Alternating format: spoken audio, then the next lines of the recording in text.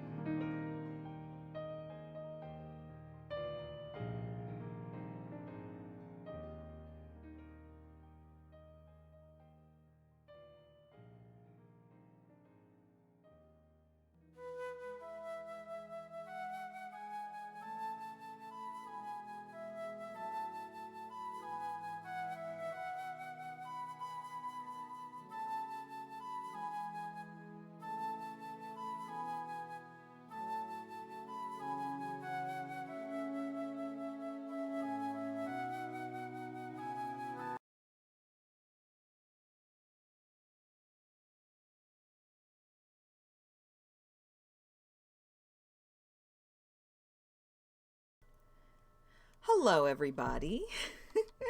There's always something, isn't there? Welcome to Tea Time Tales on Chaotic Tiefling ATL. My name is Jess, also known as Bardic Belle. I'm so excited to be doing some spooky Halloween stories for you guys today. I'm a little bit late because I almost forgot to make tea. Can you imagine? What is everybody drinking today? I have a lovely Lady Grey from Twinings. Just a nice little smooth, even tea. You know, nothing too exciting. Just something to warm me. It's really cold where I am in New York, and I had to go to work this morning at 4:30, and goodness gracious, my fairy wings almost fell off. It was so cold. But so excited to see you all. I hope you are having a lovely Halloween at home. It's, you know, it is what it is. But we've still got the spooky for you. So I'm just going to have a sip of my tea, and then we can get started. I can't seem to find a single coffee cup that doesn't disappear while I'm streaming. It's just how it goes. That's fine. You can all imagine it. All right, we are going to start. I have a couple of fun ones. Yes, Rhea Creates is having coffee. Excellent. Well, we all need a little pick-me-up. Truth be told, I might go have some coffee after I finish my tea, but we'll see. I'll let you know. I am going to start with Mary Shelley, which you can't see, so I'm not going to show it to you. That's silly. Mary Shelley, I have The Invisible Girl and Other Tales. So I would like to start with title, Invisible Girl. So let's see. I've never read any of these short stories by Mary Shelley, so this is going to be very exciting. We stand. The Invisible Girl. This slender narrative has no pretensions to the regularity of a story, or the development of situations and feelings. It is but a slight sketch, delivered nearly as it was narrated to me, by one of the humblest of the actors concerned. Nor will I spin out a circumstance, interesting principally from its singularity and truth, but narrate as concisely as I can how I was surprised on visiting what seemed a ruined tower, crowning a bleak promontory overhanging the sea that flows between Wales and Ireland, to find that though the exterior preserved all the savage rudeness that betokened many a war with the elements, the interior was fitted up somewhat in the guise of a summer house, for it was too small to deserve any other name. A tower for a summer house? Don't mind if I do.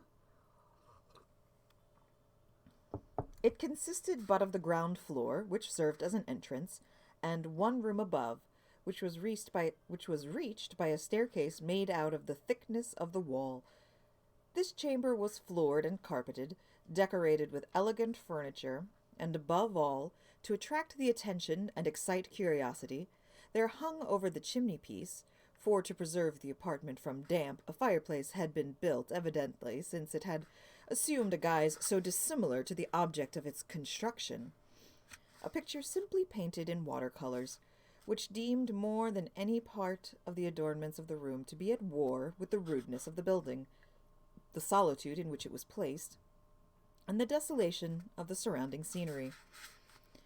This drawing represented a lovely girl in the very pride and bloom of her youth. Her dress was simple, in the fashion of the beginning of the 18th century. Her countenance was embellished by a look of mingled innocence and intelligence, to which was added the imprint of serenity of soul and natural cheerfulness. She was reading one of those folio romances which have so long been the delight of the enthusiastic and young. Her mandolin was at her feet, her paroquet perched on a huge mirror near her. Do you think that's a parakeet? It's probably a parakeet. Paroquet, paroquet, parakeet, parakeet, parakeet. It's a parakeet. Her parakeet perched on a huge mirror near her. The arrangement of furniture and hangings gave token of a luxurious dwelling, and her attire also evidently that of home and privacy, yet bore with it an appearance of ease and girlish ornament, as if she wished to please.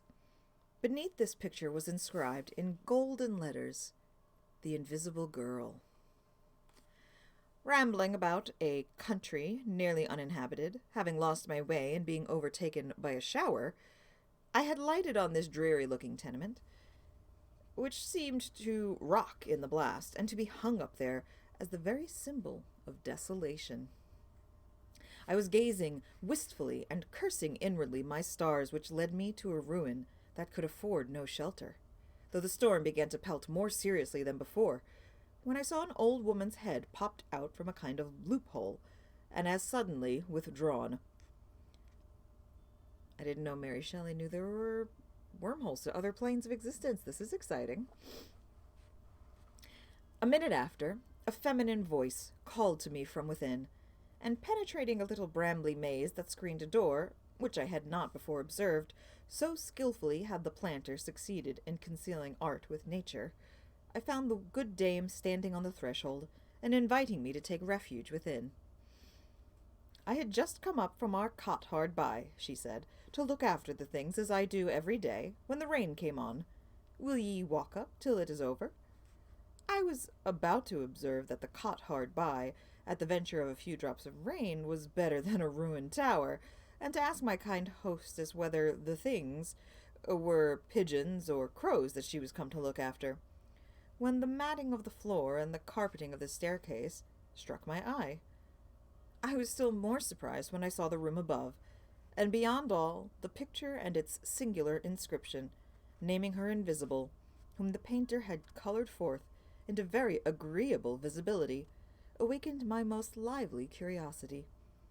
The result of this, of my exceeding politeness towards the old woman, and her own natural garrulity, was a kind of garbled narrative which my imagination eked out, and future inquiries rectified, till it assumed the following form.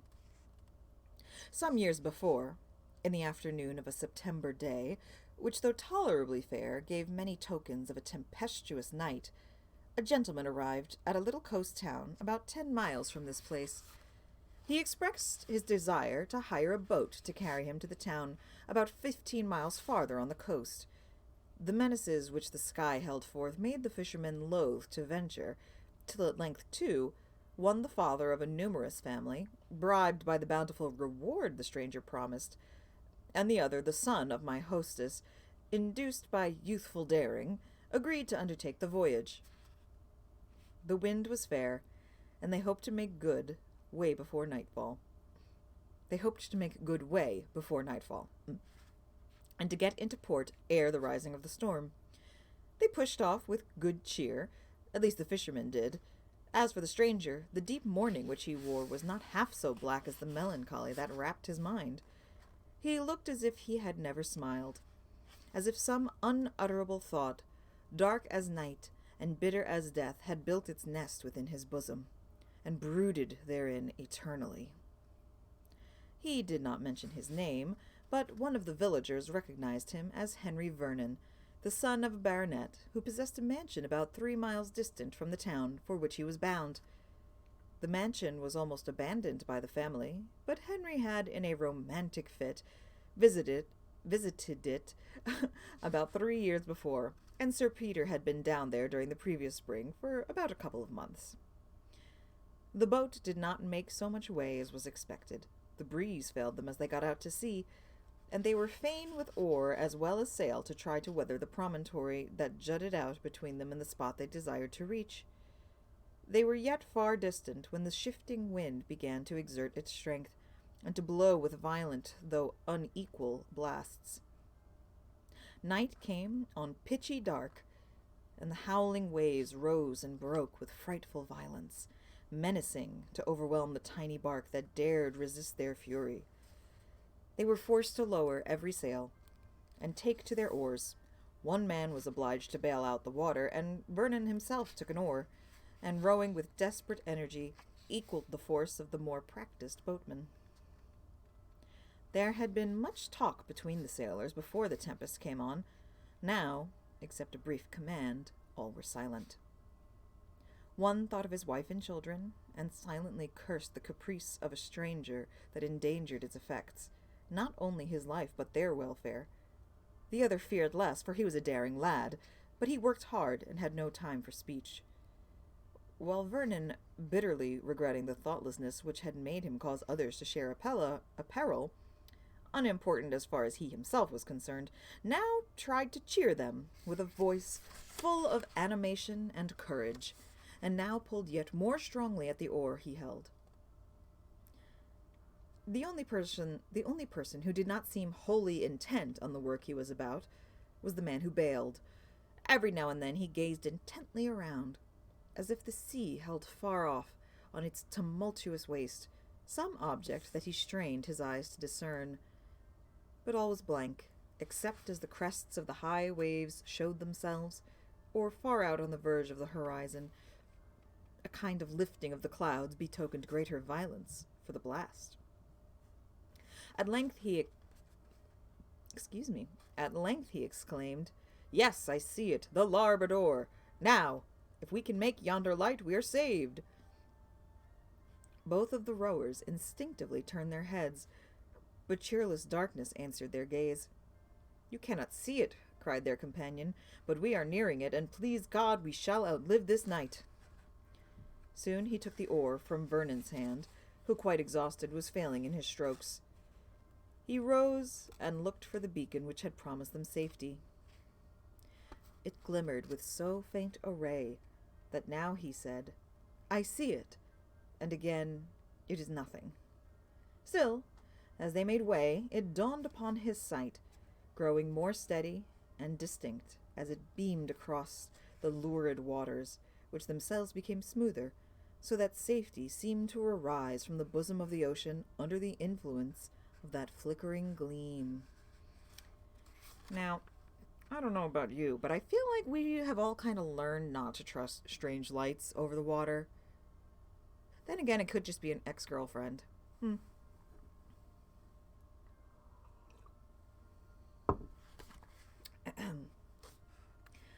"What beacon is it that helps us at our need?" asked Vernon, as the men, now able to manage their oars with greater ease, found breath to answer his question. "A fairy one, I believe," replied the elder sailor, "yet no less a true. It burns in an old tumble-down tower, built on the top of a rock which looks out over the sea.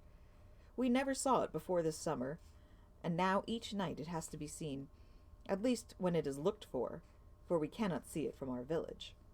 And it is such an out-of-the-way place that no one has need to go near it, except through chance like this. Some say it is burnt by witches, some say by smugglers. But this I know, 2 parties have been to search and found nothing but the bare walls of the tower. All is deserted by day, and dark by night, for no light was to be seen while we were there, though it burned sprightly enough when we were out at sea." "I have heard say," said the younger sailor, "it is burnt by the ghost of a maiden who lost her sweetheart in these parts, he being wrecked, and his body found at the foot of the tower. She goes by the name among us of the Invisible Girl." The voyagers had now reached the landing place at the foot of the tower. Vernon cast a glance upward. The light was still burning. With some difficulty, struggling with the breakers, and blinded by the night, they contrived to get their little bark to shore, and to draw her up on the beach. They then scrambled up the I hate this word. I have tried to say this word before, and it always catches me. They then scrambled up the precipitous pathway, overgrown by weeds and underwood, and guided by the more experienced fishermen. They found the entrance to the tower. Door or gate there was none, and all was dark as the tomb, and silent, and almost as cold as death. "This will never do," said Vernon. "Surely our hostess will show her light, if not herself, and guide our darkling steps by some sign of life and comfort." "We will get to the upper chamber," said the sailor, "if I can but hit upon the broken-down steps, but you will find no trace of the invisible girl, nor her light either, I warrant. Truly a romantic adventure of the most disagreeable kind," muttered Vernon, as he stumbled over the unequal ground. "She of the beacon light must be both ugly and old, or she would not be so peevish and inhospitable." Okay, If I was living in a crumbling tower on the edge of the water and like some dudes just kind of showed up at my house and I was very contentedly being an invisible girl, I would be inhospitable. And while I may be old at heart, I am not old. And I like to think I'm not ugly. With considerable difficulty, and after divers knocks and bruises, the adventurers at length succeeded in reaching the upper story. But you would be a menace, Dwarf Queen. That's just you. That's your occupation, General Menace. And we love you for it.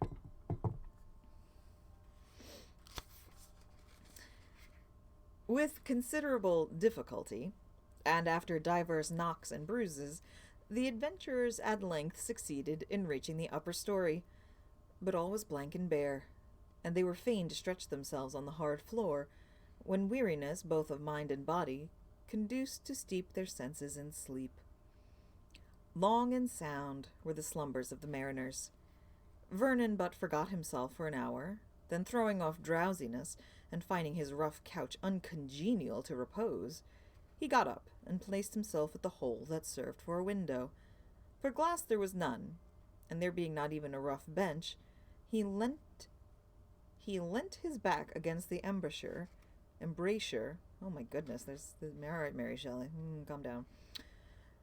He got up and placed himself at the hole that served for a window. For glass there was none, and there being not even a rough bench, he leant his back against the embrasure, and as the only rest he could find. He had forgotten his danger, the mysterious beacon and its invisible guardian. His thoughts were occupied on the horrors of his own fate, and the unspeakable wretchedness that sat like a nightmare on his heart. It would require a good-sized volume to relate the causes which had changed the once happy Vernon into the most woeful mourner that ever clung to the outer trappings of grief, as slight though cherished symbols of wretchedness. Oh my goodness, of the wretchedness within. I think there's like poltergeists in my house keeping me from speaking. It's very, very unfortunate. 'Tis the season.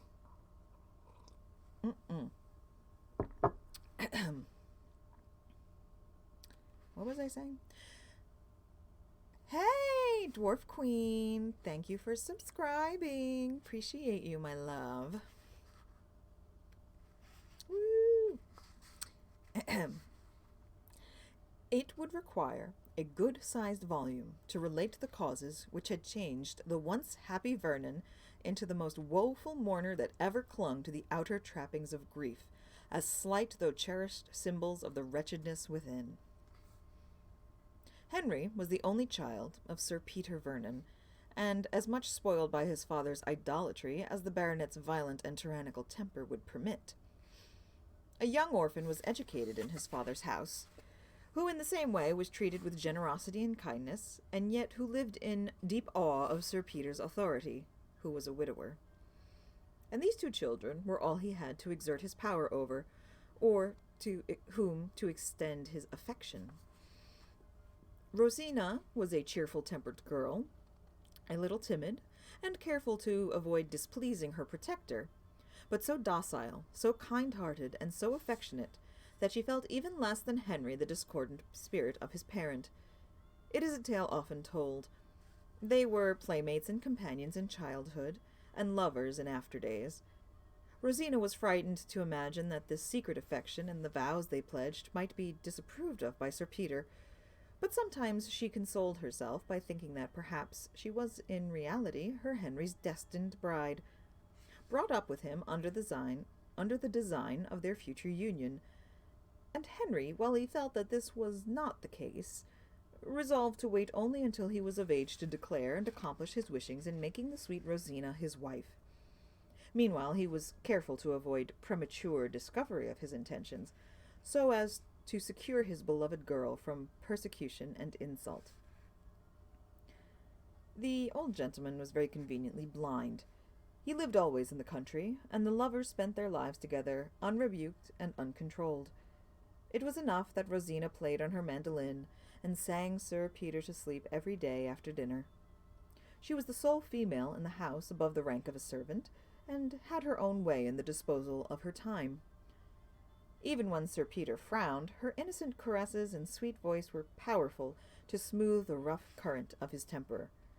If ever human spirit lived in an earthly paradise, Rosina did at this time. Her pure love was made happy by Henry's constant presence, and the confidence they felt in each other, and the security with which they looked forward to the future, rendered their path one of roses under a cloudless sky. Sir Peter was the slight drawback that only rendered their tete-a-tete more delightful, and gave value to the sympathy they each bestowed on the other. All at once an ominous personage made its appearance in Vernon Place, in the shape of a widow sister of Sir Peter, who, having succeeded in killing her husband and children with the effects of her vile temper, came like a harpy, greedy for new prey, under her brother's roof. She too soon detected the attachment of the unsuspicious pair. She made all speed to impart her discovery to her brother, and at once to restrain and inflame his rage. Through her contrivance, Henry was suddenly dispatched on his travels abroad, that the coast might be clear for the persecution of Rosina. And then the richest of the lovely girl's many admirers, whom under Sir Peter's single reign she was allowed, nay, almost commanded to dismiss, so desirous was he of keeping her for his own comfort, was selected, and she was ordered to marry him. The scenes of violence to which she was now exposed, the bitter taunts of the odious Mrs. Bainbridge, and the reckless fury of Sir Peter were the more frightful and overwhelming from their novelty. To all she could only oppose a silent, tearful, but immutable steadiness of purpose.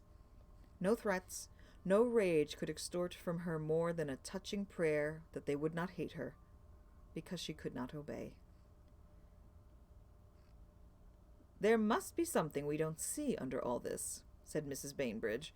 "Take my word for it, brother, she corresponds secretly with Henry.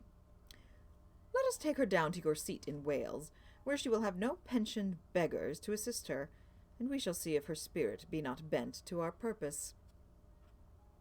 Sir Peter consented, and they all three took up their abode in the solitary and dreary-looking house before alluded to as belonging to the family. Here poor Rosina's sufferings grew intolerable. Before, surrounded by well-known scenes and in perpetual intercourse with kind and familiar faces, she had not despaired in the end of conquering by her patience the cruelty of her persecutors. Nor had she written to Henry, for his name had not been mentioned by his relatives, nor their attachment alluded to, and she felt an instinctive wish to escape the dangers about her without his being annoyed, or the sacred secret of her love being laid bare, and wronged by the vulgar abuse of his aunt or the bitter curses of his father. But when she was taken to Wales, and made a prisoner in her apartment, when the flinty mountains about her seemed feebly to imitate the stony hearts she had to deal with, her courage began to fail. The only attendant permitted to approach her was Mrs. Bainbridge's maid, and under the tutelage of her fiend-like mistress, this woman was used as a decoy to entice the poor prisoner into confidence, and then to be betrayed. The simple, kind-hearted Rosina was a facile dupe, and at last, in the excess of her despair, wrote to Henry, and gave the letter to this woman to be forwarded. The letter in itself would have softened marble. It did not speak of their mutual vows, but it asked him to intercede with his father, that he would restore her to the place she had formerly held in his affections, and cease from a cruelty that would destroy her. "For I may die," wrote the hapless girl, "but marry another, never." That single word, indeed, had sufficed to betray her secret, had it not been already discovered. As it was, it gave increased fury to Sir Peter, as his sister triumphantly pointed it out to him, for it need hardly be said that while the ink of the address was yet wet, and the seal still warm, Rosina's letter was carried to this lady.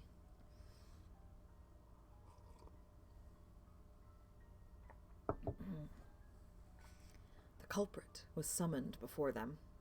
What ensued none could tell. For their own sakes, the cruel pair tried to palliate their part.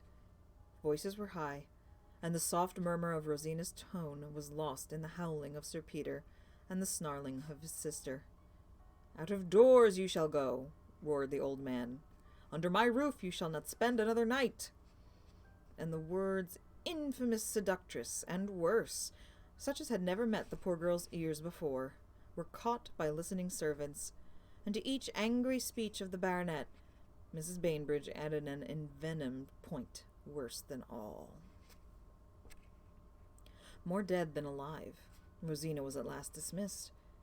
Whether guided by despair, whether she took Sir Peter's threats literally, or whether his sister's orders were more decisive, none knew.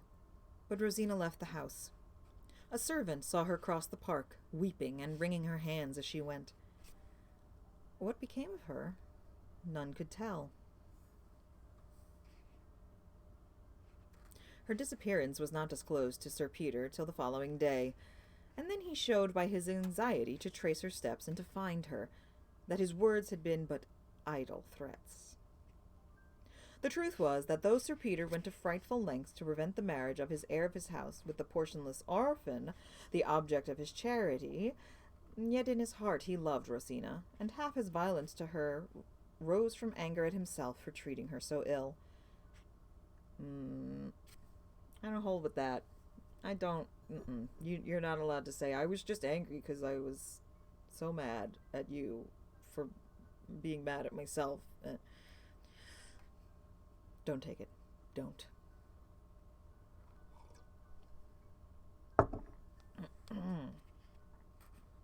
Now remorse began to sting him, as messenger after messenger came back without tidings of his victim. He dared not confess his worst fears to himself, and when his inhuman sister, trying to harden her conscience by angry words, cried, "The vile hussy has too surely made away with herself out of revenge to us," an oath the most tremendous, and a look sufficient to make her even her tremble, commanded her silence. Her conjecture, however, appeared too true. A dark and rushing stream that flowed at the extremity of the park had doubtless received the lovely form and quenched the life of this unfortunate girl. It's always a stream. Have you ever heard the song Step It Out Mary? Drowned with her soldier boy. Something about streams. I don't know. Sir Peter, when his endeavors to find her proved fruitless, returned to town, haunted by the image of his victim, and forced to acknowledge in his own heart that he would willingly lay down his life could he see her again, even though it were as the bride of his son, before whose questioning he quailed like the veriest coward. For when Henry was told of the death of Rosina, he suddenly returned from abroad to ask the cause, to visit her grave, and mourn her loss in the groves and valleys which had been the scenes of their mutual happiness. He made 1,000 inquiries, and an ominous silence alone replied. Growing more earnest and more anxious, at length he drew from servants and dependents, and his odious aunt herself, the whole dreadful truth. From that moment, despair struck his heart, and misery named him her own. He fled from his father's presence, and the recollection that one whom he ought to revere was guilty of so dark a crime haunted him, as of the old Eumenides tormented the souls of men given up to their torturings. His first, his only wish, was to visit Wales, and to learn if any new discovery had been made, and whether it were possible to recover the mortal remains of the lost Rosina, so to satisfy the unquiet longings of his miserable heart.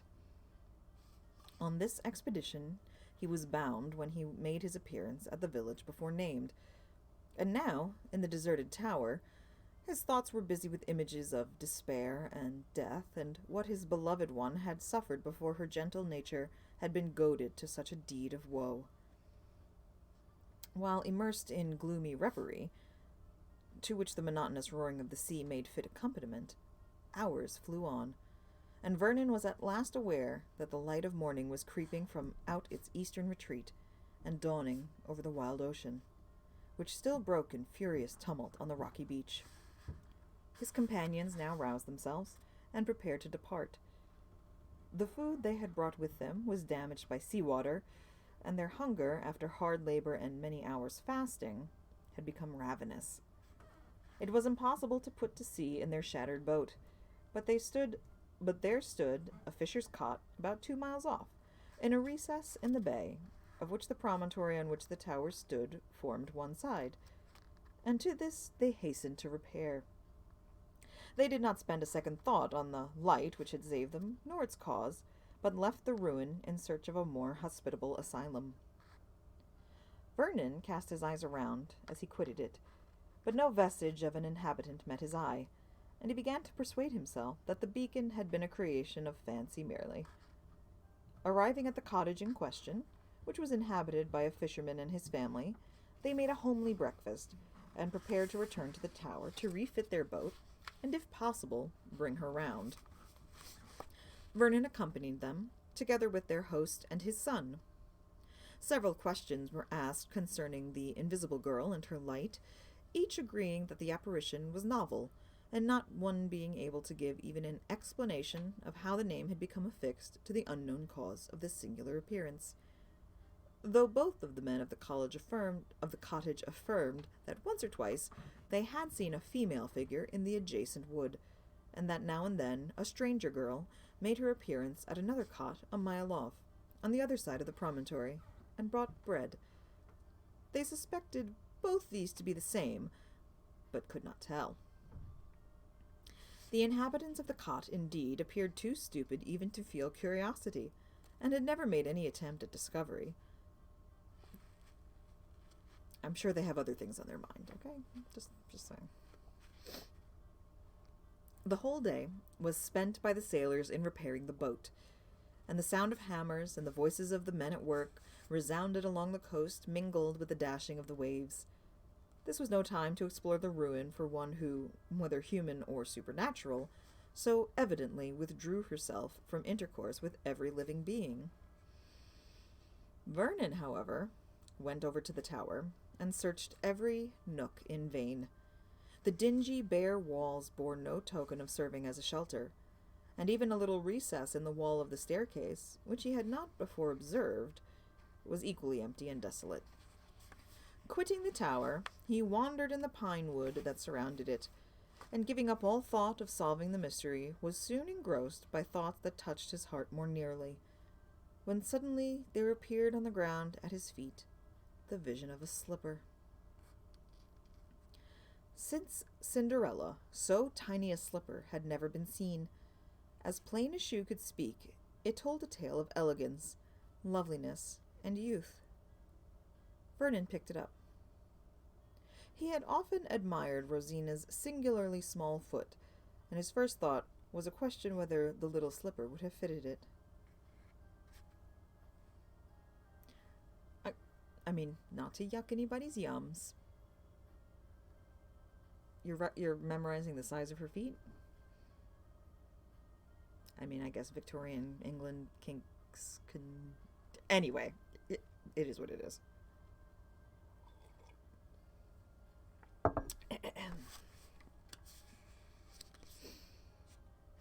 It was very strange. It must belong to the invisible girl. Then there was a fairy form that kindled that light, a form of such material substance that its foot needed to be shod. And yet, how shod? With kid so fine, and of shape so exquisite, that it exactly resembled such as Rosina wore. Again, the recurrence of the image of the beloved dead came forcibly across him, and 1,000 home-felt associations, childish yet sweet, and lover-like through trifling, so filled Vernon's heart that he threw himself his length upon the ground and wept more bitterly than ever the miserable fate of the sweet orphan. It's so gothic, romantic. Just yeet yourself onto the ground in despair, in the middle of the woods, in the middle of nowhere.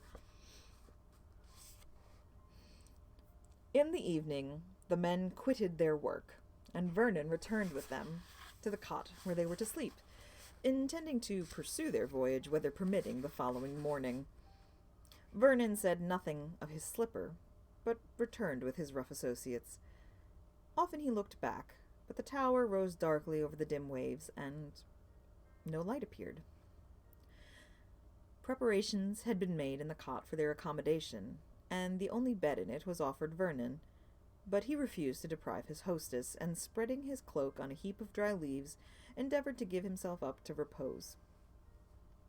He slept for some hours, and when he awoke all was still, save that the hard breathing of the sleepers in the same room with him interrupted the silence. He rose, and going to the window, looked out over the now placid sea towards the mystic tower. The light was burning there, sending its slender rays across the waves. Congratulating himself on a circumstance he had not anticipated, Vernon softly left the cottage, and wrapping his cloak round him, walked with a swift pace round the bay towards the tower. He reached it. Still the light was burning. To enter and restore the maiden her shoe would be but an act of courtesy, and Vernon intended to do this with such caution as to come unaware before its wearer could, with her accustomed arts, withdraw herself from his eyes. But, unluckily, while yet making his way up the narrow pathway, his foot dislodged a loose fragment that fell with crash and sound down the precipice. He sprung forward on this to retrieve by speed the advantage he had lost by this unlucky accident. He reached the door. He entered. All was silent, but also all was dark. He paused in the room below. He felt sure that a slight sound met his ear. He ascended the steps and entered the upper chamber, but blank obscurity met his penetrating gaze. The starless night admitted not even a twilight glimmer through the only aperture. He closed his eyes to try on opening them again, to be able to catch some faint, wandering ray on the visual nerve, but it was in vain. He groped round the room. He stood still and held his breath. And then, listening intently, he felt sure that another occupied the chamber with him, and that its atmosphere was slightly agitated by another's respiration. He remembered the recess in the staircase, but before he approached it, he spoke. He hesitated a moment what to say. "I must believe," he said, "that misfortune alone can cause your seclusion, and if the assistance of a man, of a gentleman—" An exclamation interrupted him. A voice from the grave spoke his name, the accents of Rosina syllabled. "Henry! Is it indeed Henry whom I hear?" He rushed forward, directed by the sound, and clasped in his arms the living form of his own lamented girl. His own invisible girl, he called her, for even yet, as he felt her heart beat near his, and as he entwined her waist with his arm, supporting her as she almost sank to the ground with agitation, he could not see her. And as her sobs prevented her speech, no sense but the instinctive one that filled his heart with tumultuous gladness told him that the slender, wasted form he pressed so fondly was the living shadow of the beauty he had adored. The morning saw this pair thus strangely restored to each other on the tranquil sea, sailing with fair wind for the village whence they were to proceed to Sir Peter's seat, which 3 months before Rosina had quitted in such agony and terror. The morning light dispelled the shadows that had veiled her, and disclosed the fair person of the invisible girl. Altered indeed she was by suffering and woe, but still the same sweet smile played on her lips, and the tender light of her soft blue eyes were all her own. Vernon drew out the slipper, and showed the cause that occasioned him to resolve to discover the guardian of the mystic beacon. Even now he dared not inquire how she had existed in that desolate spot, or wherefore she had so sedulously avoided observation, when the right thing to have been done was to have sought him immediately, under whose care, protected by whose love, no danger need be feared. But Rosina shrunk from him as he spoke, and a death-like pallor came over her cheeks, and she faintly whispered, "Your father's curse, your father's dreadful threats." It appeared indeed that Sir Peter's violence and the cruelty of Mrs. Bainbridge had succeeded in impressing Rosina with wild and unvanquishable terror. She had fled from their house without plan or forethought, driven by frantic horror and overwhelming fear. She had left it with scarcely any money, and there seemed to her no possibility of either returning or proceeding onward. She had no friend except Henry in the wide world. Whither could she go? To have sought Henry would have sealed their fates to misery, for with an oath Sir Peter had declared he would rather see them both in their coffins than married. After wandering about, hiding by day, and only venturing forth at night, she had come to this deserted tower, which seemed a place of refuge. How she had lived since then she could hardly tell. She had lingered in the woods by day, or slept in the vault of the tower, an asylum none were acquainted with or had discovered.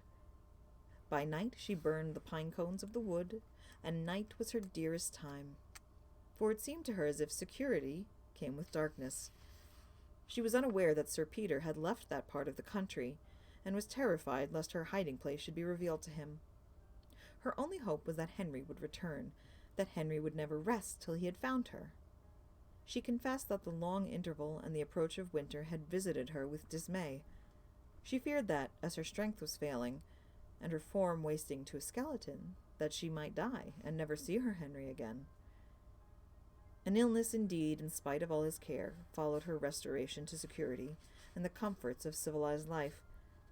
Many months went by before the bloom revisiting her cheeks and her limbs regaining their roundness, she resembled once more the picture drawn of her in her days of bliss, before any visitation of sorrow.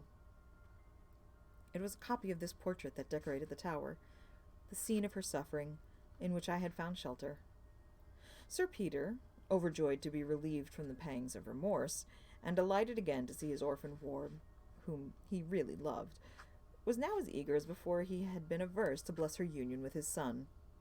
Mrs. Bainbridge they never saw again, but each year they spent a few months in their Welsh mansion, the scene of their early wedded happiness, and the spot where again poor Rosina had awoke to life and joy after her cruel persecutions.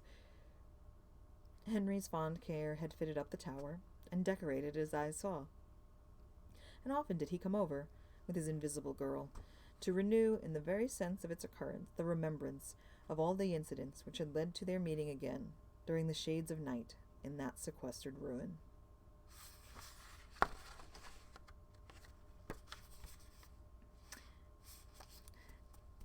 To be honest, I was kind of hoping for a spookier ending to that one.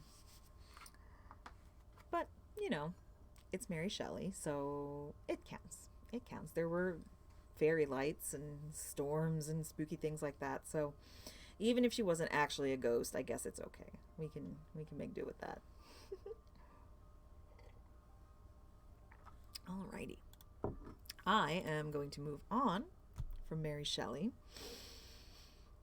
Now I know we have something spooky here. This is Edgar Allan Poe. All right, I have a couple of options here. I think I'm going to stick with my old favorite. Well, honestly, I have two old favorites. I have The Cask of Amontillado and The Mask of the Red Death. I'm going to start with The Cask of Amontillado. If we have time at the end, I'll come back and we'll do Mask of Red Death after the break. I hope you're all having a lovely time. It's very exciting. I love Halloween. I worked this morning and I was dressed up and I had fairy wings. I was the coffee fairy. But it just makes me happy to go around and in costumes and be silly and share candy with people. I don't know. I enjoy it very much. I love you too, Dwarf Queen. All right, so The Cask of Amontillado, page 25. Bum, bum, bum. All right.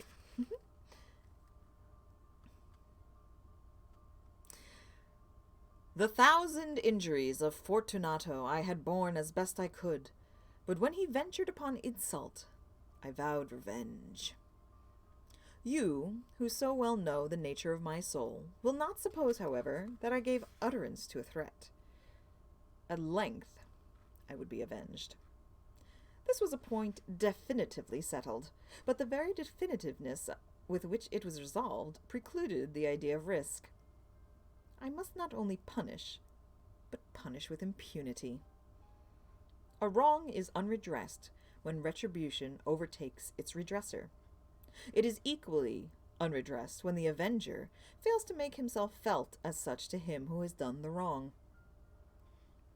It must be understood that neither by word nor deed had I given Fortunato cause to doubt my goodwill. I continued, as was my wont, to smile in his face, and he did not perceive that my smile now was at the thought of his immolation.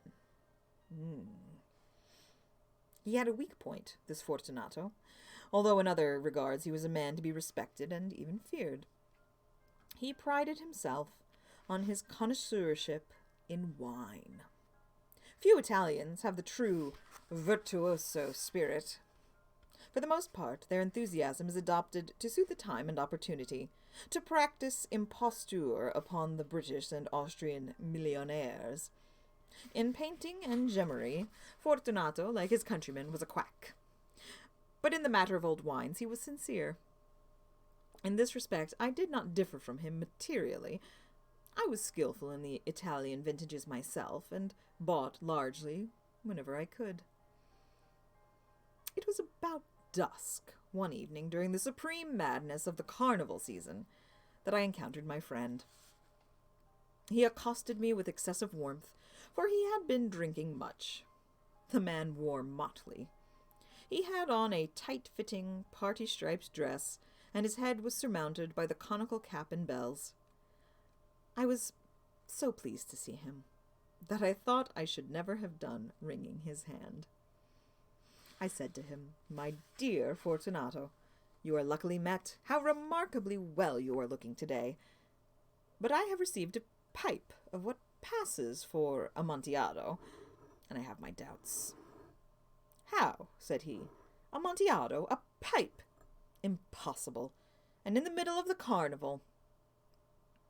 "I have my doubts," I replied, "and I was silly enough to pay the full Amontillado price without consulting you in the matter. You were not to be found, and I was fearful of losing a bargain." "Amontillado?" "I have my doubts." "Amontillado! And I must satisfy them." "Amontillado!" "As you are engaged, I am on my way to Lucchese. If any one has a critical turn, it is he. He will tell me." Lucchese cannot tell Amontillado from sherry. And yet some fools will have it that his taste is a match for your own. Come, let us go. "Whither?" "To your vaults." "My friend, no. I will not impose upon your good nature. I perceive you have an engagement. Lucchese. I have no engagements. Come." "My friend, no. It is not the engagement, but the severe cold with which I perceive you are afflicted.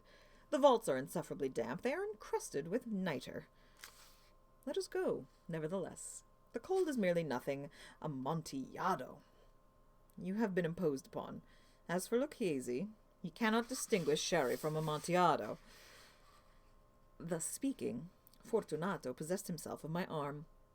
Putting on a mask of black silk, and drawing a roquelaire closely about my person, I suffered him to hurry me to my palazzo.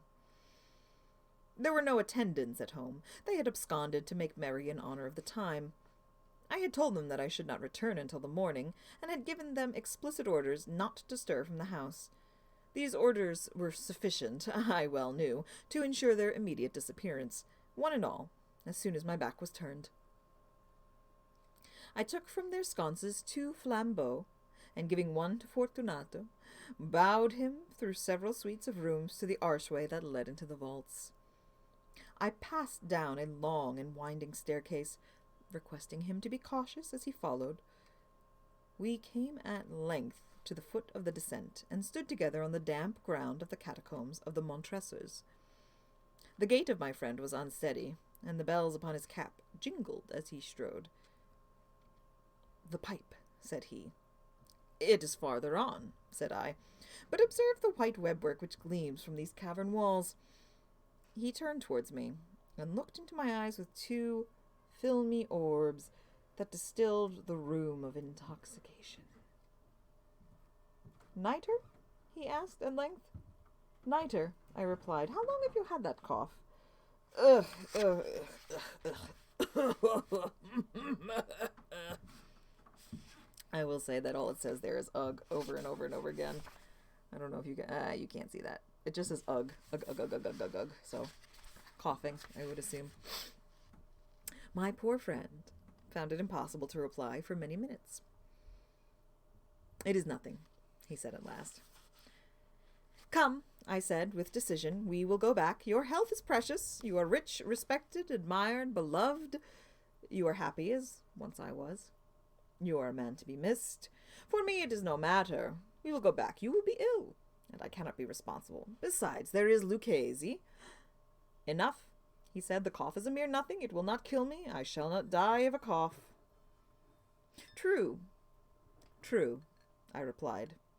And indeed, I have no intention of alarming you unnecessarily, but you should use all proper caution. A draught of this medoc will defend us from the damps. Here I knocked off the neck of a bottle which I drew from a long row of its fellows that lay upon the mould. Drink, I said, presenting him the wine. He raised it to his lips with a leer. He paused and nodded to me familiarly, while his bells jingled. I drink, he said, to the buried that repose around us, and I to your long life. He again took my arm, and we proceeded. These vaults, he said, are extensive. The Montresors, I replied, were a great and numerous family. I forget your arms. A huge human foot door in a field azure. The foot crushes a serpent rampant whose fangs are embedded in the heel. And the motto, Nemo me impune lacessit. Good, he said. The wine sparkled in his eyes, and the bells jingled. My own fancy grew warm with the medoc. We had passed through walls of piled bones, with casks and puncheons intermingling, to the inmost recesses of the catacombs. I paused again, and this time I made bold to seize Fortunato by an arm above the elbow. The nitre, I said. See, it increases. It hangs like moss upon the vaults. We are below the river's bed. The drops of moisture trickle among the bones. Come, we will go back ere it is too late. Your cough. It is nothing, he said. Let us go on, but first under the draught of the medoc. I broke and reached him a flagon of de Grave. He emptied it at a breath. His eyes flashed with a fierce light. He laughed and threw the bottle upwards with a gesticulation I did not understand. I looked at him in surprise. He repeated the movement, a grotesque one. You do not comprehend, he said. Not I, I replied. Then you are not of the Brotherhood. How? You are not of the Masons. Yes, I said. Yes. You? Impossible. A Mason? A Mason, I replied. A sign, he said.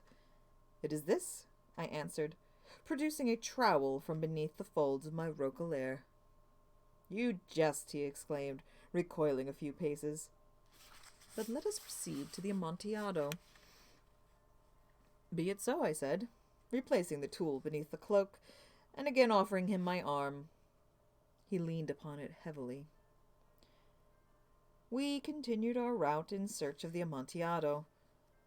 We passed through a range of low arches, descended, passed on, and descended again, arrived at a deep crypt in which the foulness of the air caused our flambeaux rather to glow than flame. At the most remote end of the crypt there appeared another less spacious. Its walls had been lined with human remains, piled in the vault overhead, in the fashion of the great catacombs of Paris. 3 sides of this interior crypt were still ornamented in this manner. From the 4th, the bones had been thrown down, and lay promiscuously upon the earth, forming at one point a mound of some size. Within the wall thus exposed by the displacing of the bones, we perceived a still interior recess, in depth about 4 feet, in width 3, in height 6 or 7.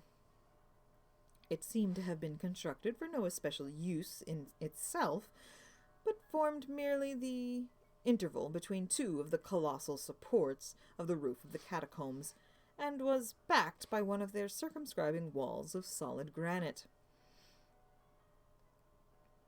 It was in vain that Fortunato, uplifting his dull torch, endeavored to pry into the depths of the recess. Its termination, the feeble light, did not enable us to see. "Proceed," I said. "Herein is the Amontillado. As for Lucchesi, he is an ignoramus," interrupted my friend, as he stepped unsteadily forward, while I followed immediately at his heels.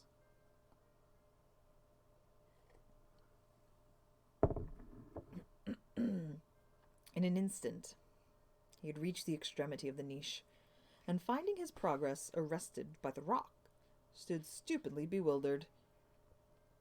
A moment more, and I had fettered him to the granite.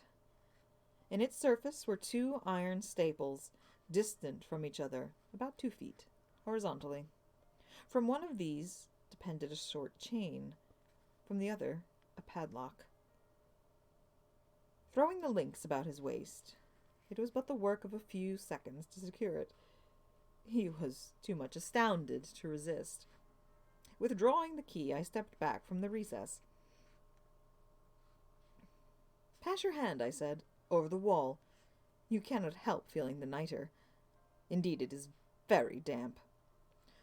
Once more, let me implore you to return." "No?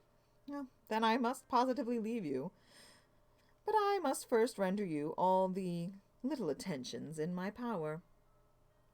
"The Amontillado!" ejaculated my friend, not yet recovered from his astonishment. "True," I replied. "The Amontillado." As I said these words, I busied myself among the pile of bones of which I have spoken before. Throwing them aside, I soon uncovered a quantity of building stone and mortar.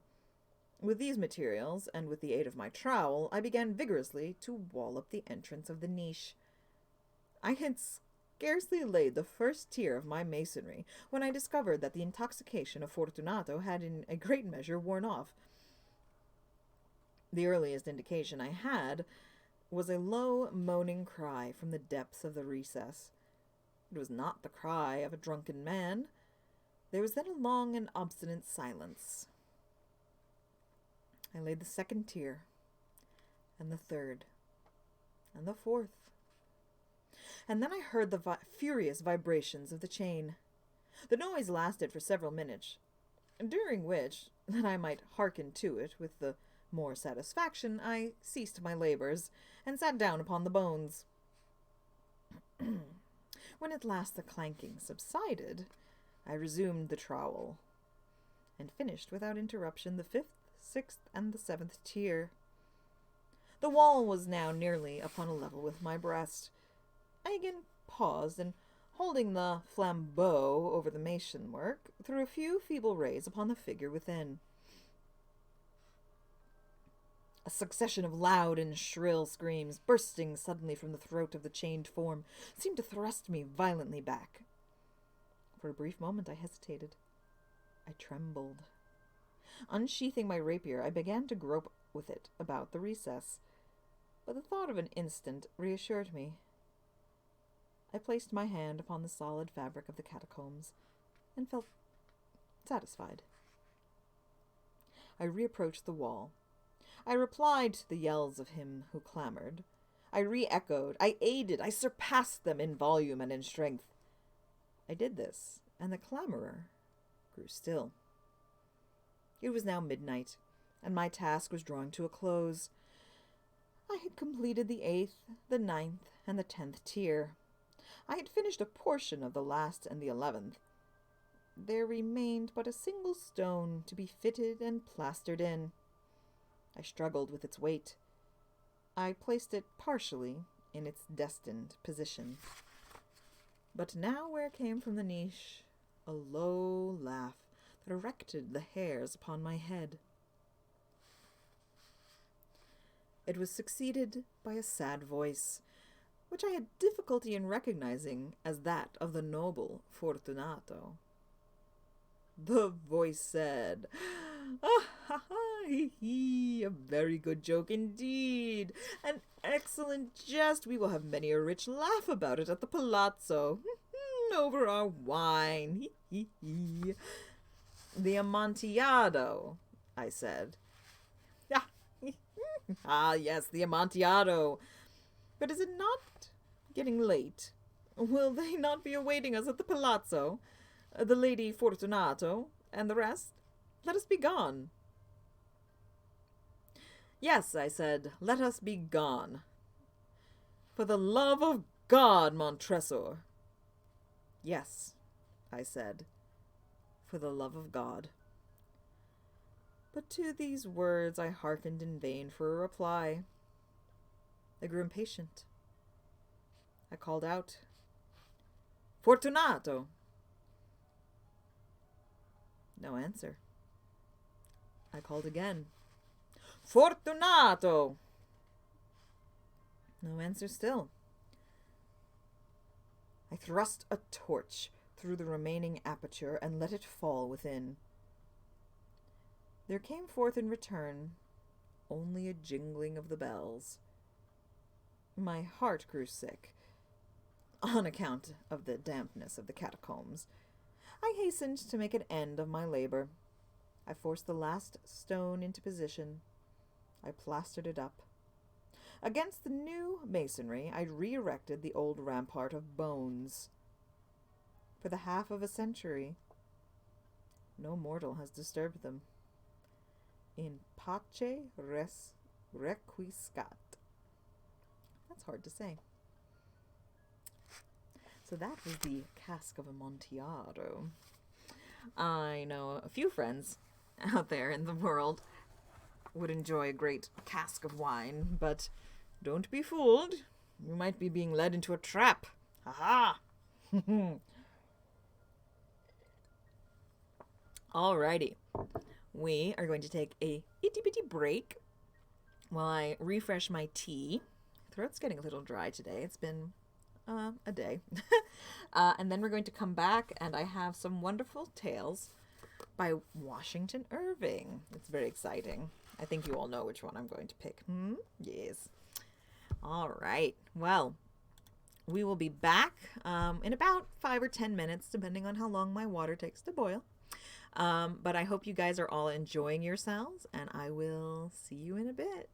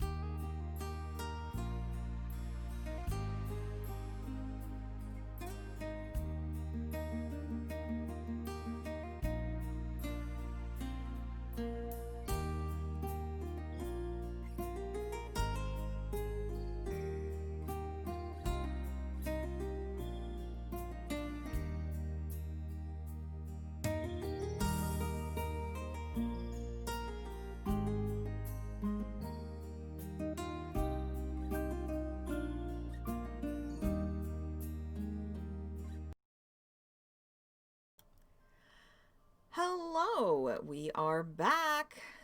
Thank you, everybody, for joining me for this lovely, spooky Halloween time tales. I apparently was out of Lady Grey. That was the last one. So we've switched back over to an Earl Grey. Yes, a little stronger. Indeed.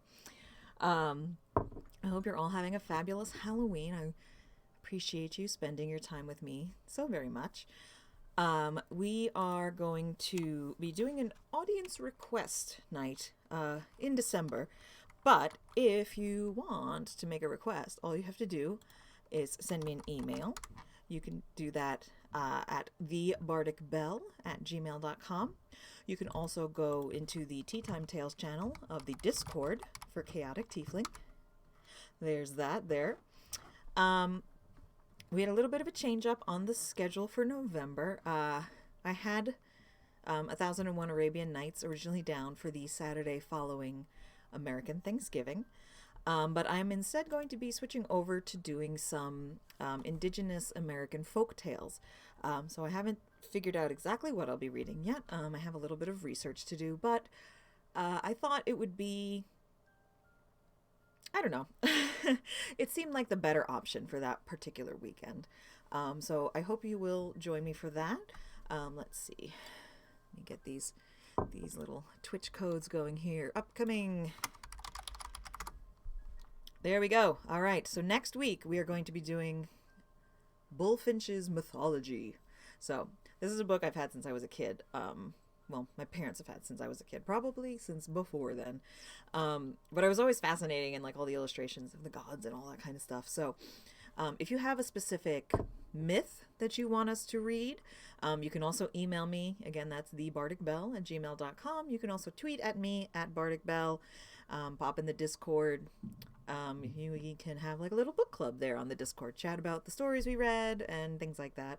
But after Bullfinch's Mythology, we're doing The Book of Dragons by Edith Nesbit, and then some Jane Austen short stories, Juvenilia. And then again, on the 28th, we'll be doing some American Indigenous folktales. So I'm very excited about that.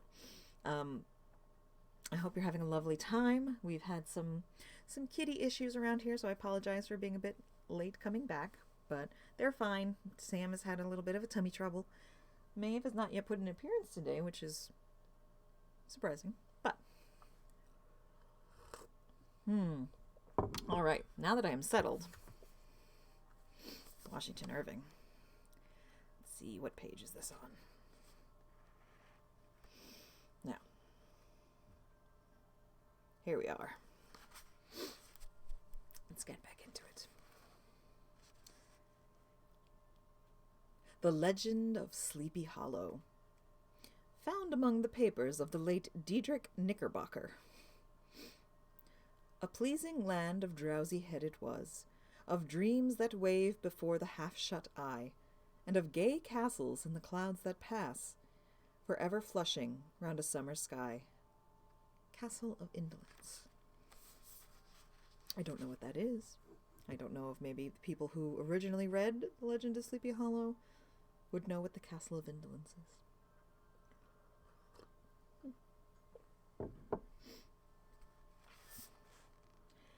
In the bosom of one of those spacious coves which indent the eastern shore of the Hudson, at that broad expansion of the river, denominated by the ancient Dutch navigators the Tappan Zee, and where they always prudently shortened sail and implored the protection of St. Nicholas when they crossed, there lies a small market town or rural port, which by some is called Greensburg, but which is more generally and properly known by the name of Tarrytown.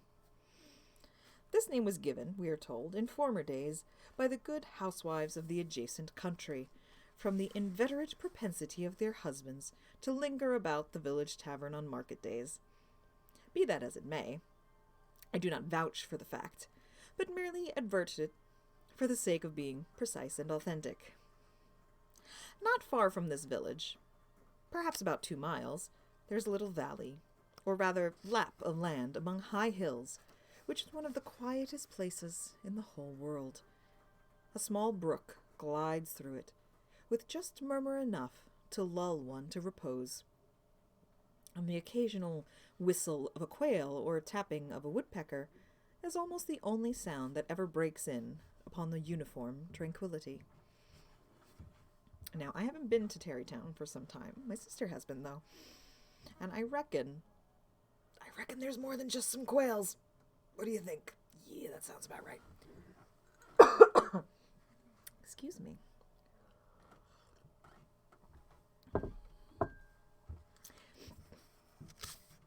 I recollect that, when a stripling, my first exploit in squirrel shooting was in a grove of tall walnut trees that shades one side of the valley.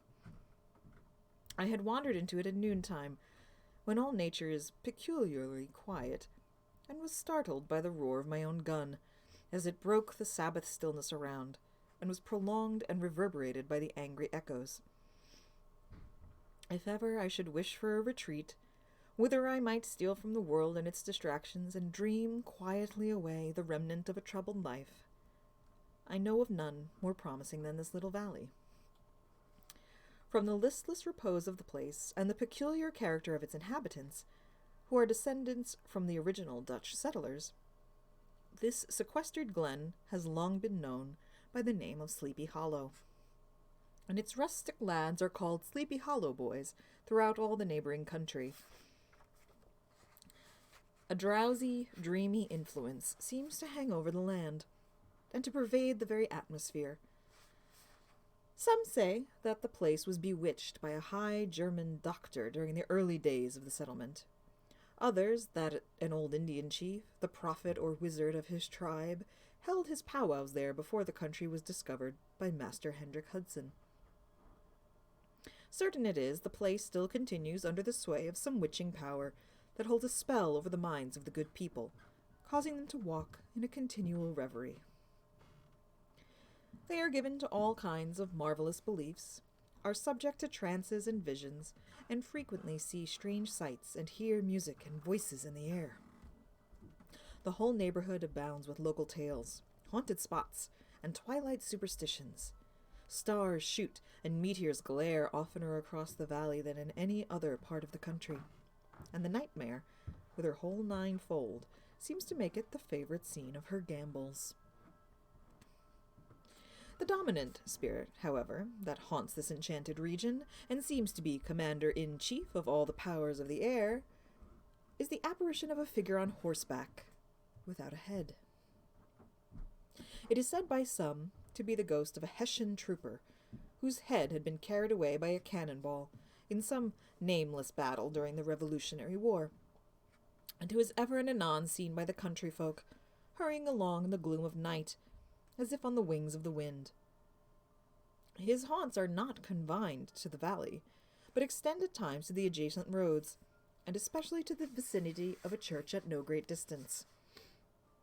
Indeed, certain of the most authentic historians of these parts, who have been careful in collecting and collating the floating facts concerning this spectre, allege that the body of the trooper, having been buried in the churchyard, the ghost rides forth to the scene of battle in nightly quest of his head, and that the rushing speed with which he sometimes passes along the hollow, like a midnight blast, is owing to his being belated, and in a hurry to get back to the churchyard before dark.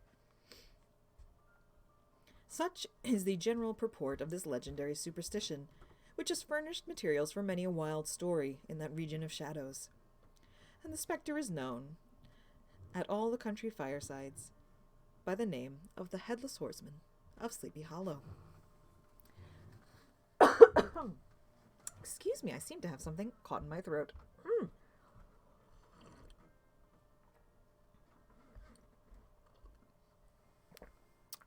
Hopefully we've got it. It is remarkable that the visionary propensity I have mentioned is not confined to the native inhabitants of the valley, but is unconsciously imbibed by everyone who resides there for a time.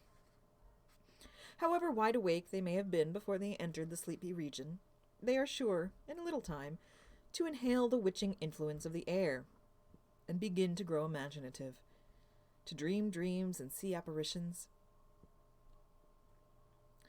I mention this peaceful spot with all possible laud, For it is in such little retired Dutch valleys, found here and there embosomed in the great state of New York, that population, manners, and custom remain fixed, while the great torrent of migration and improvement, which is making such incessant changes in other parts of this restless country, sweeps by them unobserved. They are like those little nooks of still water which border a rapid stream, where we may see the straw and bubble riding quietly at anchor, or slowly revolving in their mimic harbor, undisturbed by the rush of the passing current. Though many years have elapsed since I trod the drowsy shades of Sleepy Hollow, yet I question whether I should not still find the same trees and the same families vegetating in its sheltered bosom. Did not get it. Oh my goodness. Okay, I think I'm okay now. In this by-place of nature there abode, in a remote period of American history, that is to say, some 30 years since, a worthy wight of the name Ichabod Crane, who sojourned, or as he expressed it, tarried, in Sleepy Hollow, for the purpose of instructing the children of the vicinity. He was a native of Connecticut, a state which supplies the Union with pioneers for the mind as well as for the forest, and sends forth yearly its legions of frontier woodsmen and country schoolmasters. The cognomen of Crane was not inapplicable to his person.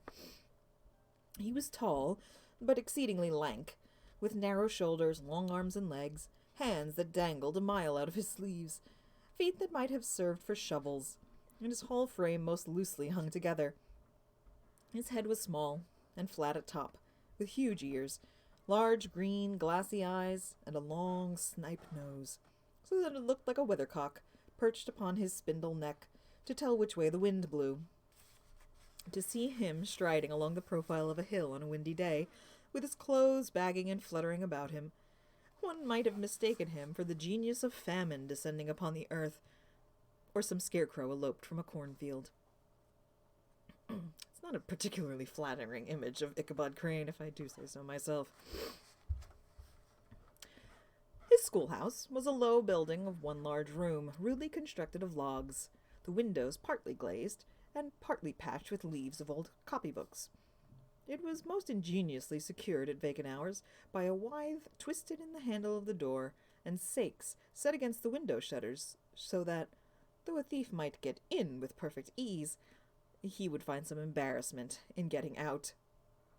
An idea most probably borrowed by the architect, Jost van Houten, from the mystery of an eel pot. The schoolhouse stood in a rather lonely but pleasant situation, just at the foot of a woody hill, with a brook running close by, and a formidable birch tree growing at one end of it. From hence the low murmur of his pupils' voices, coming over their lessons, might be heard in a drowsy summer's day, like the hum of a beehive, interrupted now and then by the authoritative voice of the master, in the tone of menace or command, or, peradventure, by the appalling sound of the birch, as she urged some tardy loiterer along the flowery path of knowledge. Truth to say, he was a conscientious man, and ever bore in mind the golden maxim, spare the rod and spoil the child. Ichabod Crane's scholars certainly were not spoiled, because that works so well.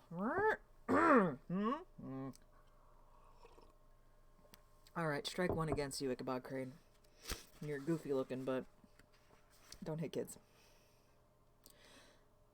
I would not have it imagined, however, that he was one of those cruel potentates of the school who joy in the smart of their subjects. On the contrary, he administered justice with discrimination rather than severity, taking the burden off the backs of the weak and laying it on those of the strong.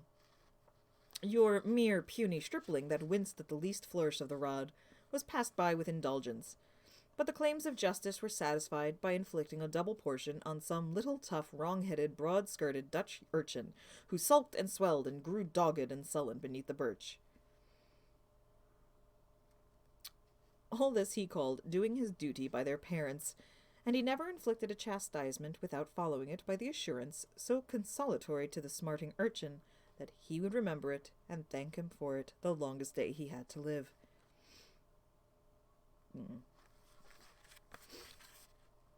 When the school hours were over, he was even the companion and playmate of the larger boys, and on holiday afternoons would convoy some of the smaller ones home, who happened to have pretty sisters, or good housewives for mothers, noted for the comforts of the cupboard. Indeed, it behoved them to keep on good terms with his pupils. The revenue arising from his school was small, and would have been scarcely sufficient to furnish him with daily bread, for he was a huge feeder. That's a strange way to put it, for he was a huge feeder, and though lank, had the dilating powers of an anaconda. But to help out his maintenance, he was, according to country custom in those parts, boarded and lodged at the houses of the farmers whose children he instructed. With these he lived successively a week at a time, thus going the rounds of the neighborhood with all his worldly effects tied up in a cotton handkerchief. I guess we should be glad that currently our teachers don't have to go from house to house every week. It would be exhausting. That all this might not be too onerous on the purses of his rustic patrons, who are apt to consider the cost of schooling a grievous burden, and schoolmasters as mere drones, he had various ways of rendering himself both useful and agreeable. He assisted the farmers occasionally in the lighter labors of their farms, helped to make hay, mended the fences, took the horses to water, drove the cows from pasture, and cut wood for the winter fire. He laid aside, too, all the dominant dignity and absolute sway with which he lorded it in his little empire, the school, and became wonderfully gentle and ingratiating. He found favor in the eyes of the mothers by petting the children, particularly the youngest, who would sit with the child on one knee and rock a cradle with his foot for whole hours together. In addition to his other vocations, he was the singing master of the neighborhood, and picked up many bright shillings by instructing the young folks in psalmody. Psalmody. That's a word I've never heard before. Oh, that's interesting. I'm just gonna die. Don't mind me. I'm just dying. It's Halloween. I beg your pardon. Psalmody. It was a matter of no little vanity to him, on Sundays, to take his station in front of the church gallery, with a band of chosen singers, where in his own mind he completely carried away the palm from the parson. Certain it is, his voice resounded far above all the rest of the congregation, and there are peculiar quavers still to be heard in that church, and which may even be heard a half a mile off, quite to the opposite side of the mill pond, on a still Sunday morning, which are said to be legitimately descended from the nose of Ichabod Crane. I love that. Your voice is so resonant and piercing that it lingers for a generation afterwards. I like the idea. Thus, by diverse little makeshifts in that ingenious way which is commonly denominated by hook and by crook, the worthy pedagogue got on tolerably enough, and was thought by all who understood nothing of the labor of headwork to have a wonderfully easy life of it. The schoolmaster is generally a man of some importance in the female circle of a rural neighborhood, being considered a kind of idle, gentlemanlike personage, of vastly superior taste and accomplishments to the rough country swains, and indeed inferior in learning only to the parson. His appearance, therefore, is apt to occasion some little stir at the tea-table of a farmhouse, and the addition of a supernumerary dish of cakes or sweetmeats, or, peradventure, the parade of a silver teapot. Our man of letters, therefore, was peculiarly... I hate that word so much. Our man of letters, therefore, was peculiarly happy in the smiles of all the country damsels. How he would figure among them in the churchyard between services on Sundays, gathering grapes for them from the wild vines that overrun the surrounding trees, reciting for their amusements all the epitaphs on the tombstones, or sauntering with a whole bevy of them along the banks of the adjacent mill pond, while the more bashful country bumpkins hung sheepishly back, envying his superior elegance and address. From his half-itinerant life, also, he was a kind of traveling gazette, carrying the whole budget of local gossip from house to house, so that his appearance was always greeted with satisfaction. Humans never change. Oh, we love our gossip. He was, moreover, esteemed by the women as a man of great erudition, for he had read several books quite through, and was a perfect master of Cotton Mather's History of New England Witchcraft, in which, by the way, he most firmly and potently believed. He was, in fact, an odd mixture of small shrewdness and simple credulity. His appetite for the marvelous, and his powers of digesting it, were equally extraordinary, and both had been increased by his residence in this spellbound region. No tale was too gross or monstrous for his capricious swallow. It was often his delight, after his school was dismissed in the afternoon, to stretch himself on the rich bed of clover bordering the little brook that whimpered by his schoolhouse, and there con over old Mather's direful tales, until the gathering dusk of the evening made the printed page a mere mist before his eyes. Then, as he wended his way, by swamp and stream and awful woodland, to the farmhouse where he happened to be quartered, every sound of nature at that witching hour flutters his excited imagination. The moan of the whippoorwill from the hillside, the boding cry of the tree-toad, that harbinger of storm, the dreary hooting of the screech owl, or the sudden rustling in the thicket of birds frightened from their post. The fireflies, too, which sparked most vividly in the darkest places, now and then startled him, as one of uncommon brightness would stream across his path, as if by chance a huge blockhead of a beetle came winging his blundering flight against him. The poor varlet was ready to give up the ghost, with the idea that he was struck with a witch's token. His only resource on such occasions, either to drown thought or drive away evil spirits, was to sing psalm tunes, and the good people of Sleepy Hollow, as they sat by their doors of an evening, were often filled with awe at hearing his nasal melody, in linked sweetness long drawn out, floating from the distant hill or along the dusty road. Another of his sources of fearful pleasure was to pass long winter evenings with the old Dutch wives as they sat spinning by the fire, with a row of apples roasting and spluttering at the hearth, and listened to their marvelous tales of ghosts and goblins, and haunted fields, and haunted brooks, and haunted bridges, and haunted houses, and particularly of the headless horseman, or galloping Hessian of the Hollow, as they sometimes called him.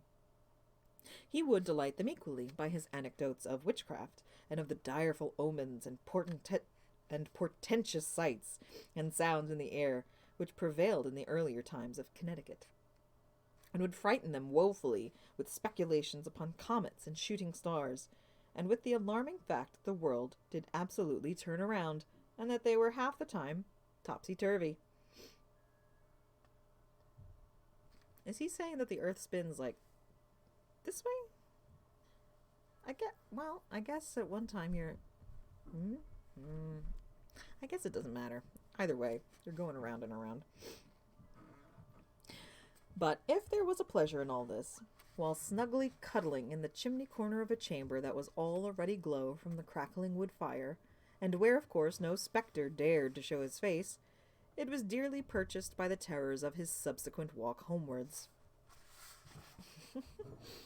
It's like spooking yourself and then going to bed and being like, oh, I'm not sleeping tonight.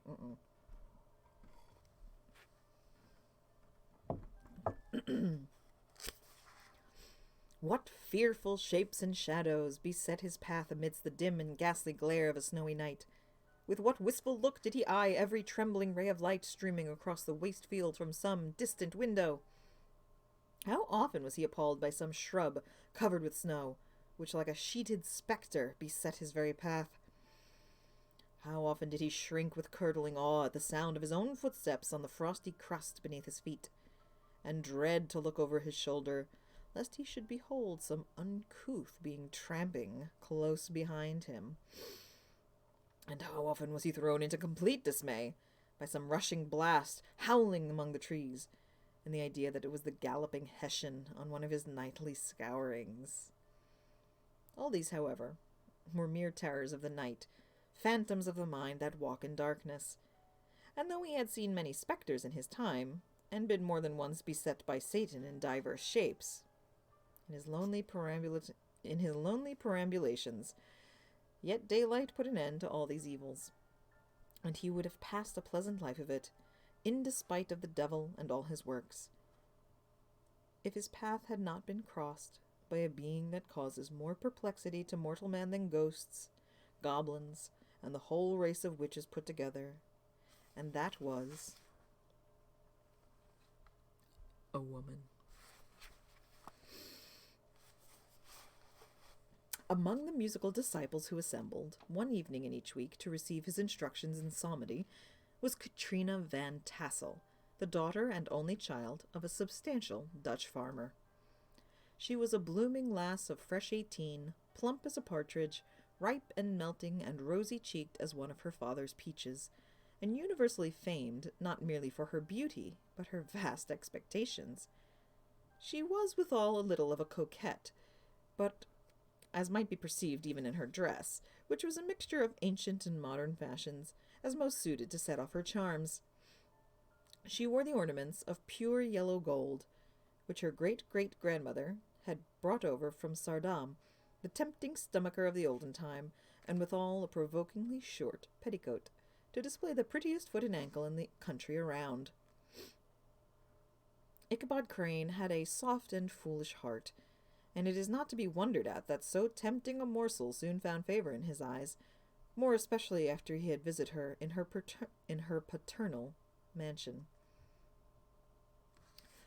Old Baltus Van Tassel was a perfect picture of a thriving, contented, liberal-hearted farmer.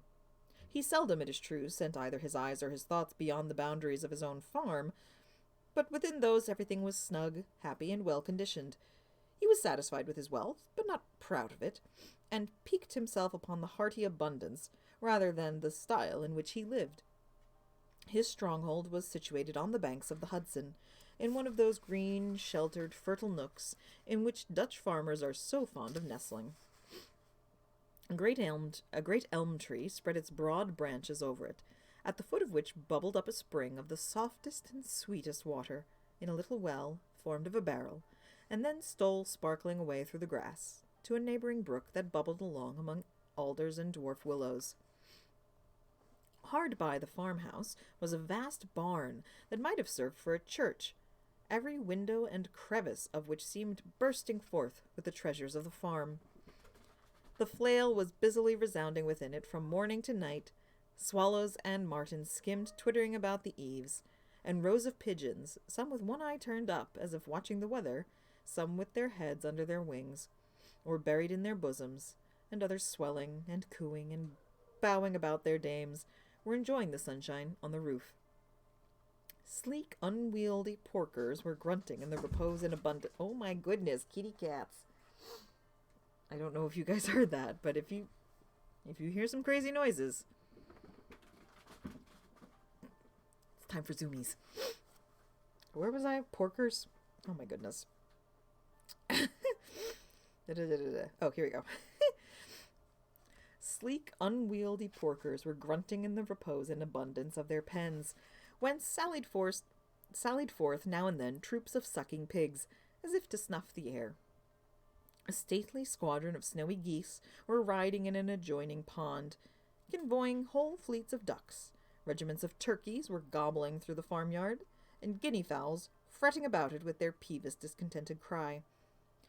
Before the barn door strutted the gallant cock, that pattern of a husband, a warrior, and a fine gentleman, clapping his burnished wings and crowing in the pride and gladness of his heart, sometimes tearing up the earth with his feet, and then generously calling his ever-hungry family of wives and children to enjoy the rich morsel which he had discovered. The pedagogue's mouth watered as he looked upon this sumptuous promise of luxurious winter fare. In his devouring mind's eye he pictured to himself every roasting pig running about with a pudding in his belly and an apple in his mouth. The pigeons were snugly put to bed in a comfortable pie, and tucked in with a coverlet of crust. The geese were swimming in their own gravy, the ducks pairing cozily in dishes like snug married couples with a decent competency of onion sauce. In the porkers, he saw carved out the future sleek side of bacon and juicy relishing ham. Not a turkey, but he beheld daintily trussed up, with its gizzard under its wing, and peradventure a necklace of savory sausages, and even bright Chanticleer himself lay sprawling on his back in a side dish, with uplifted claws, as if craving that quarter which his chivalrous spirit disdained to ask while living. Okay, I know there are a lot of vegetarians out there, but I'm not. And now I'm hungry.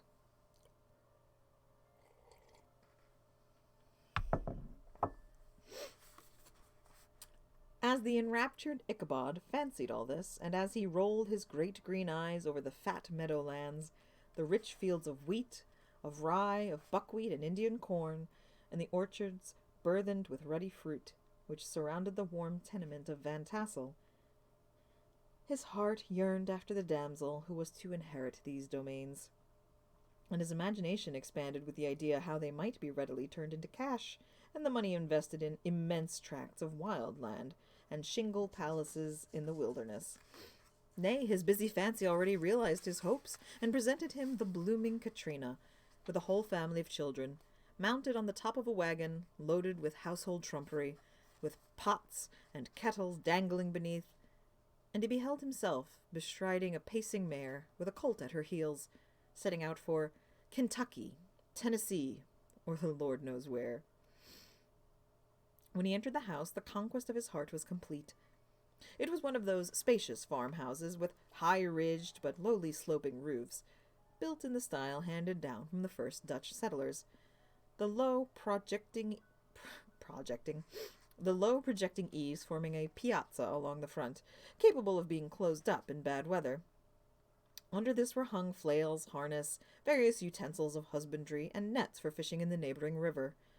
Benches were built along the sides for summer use, and a great spinning wheel at one end and a churn at the other showed the various uses to which this important porch might be devoted. From this piazza, the wandering Ichabod entered the hall, which formed the center of the mansion and the place of usual residence. Here, rows of resplendent pewter, ranged on a long dresser, dazzled his eyes. In one corner stood a huge bag of wool, ready to be spun. In another, a quantity of linsey-woolsey just from the loom. Ears of Indian corn and strings of dried apples and peaches hung in gay festoons along the wall, mingled with the gaud of red peppers, and a door left ajar gave him a peep into the best parlor, where the claw-footed chairs and dark mahogany tables shone like mirrors, and irons with their accompanying shovel and tongs glistened from their covert of asparagus tops.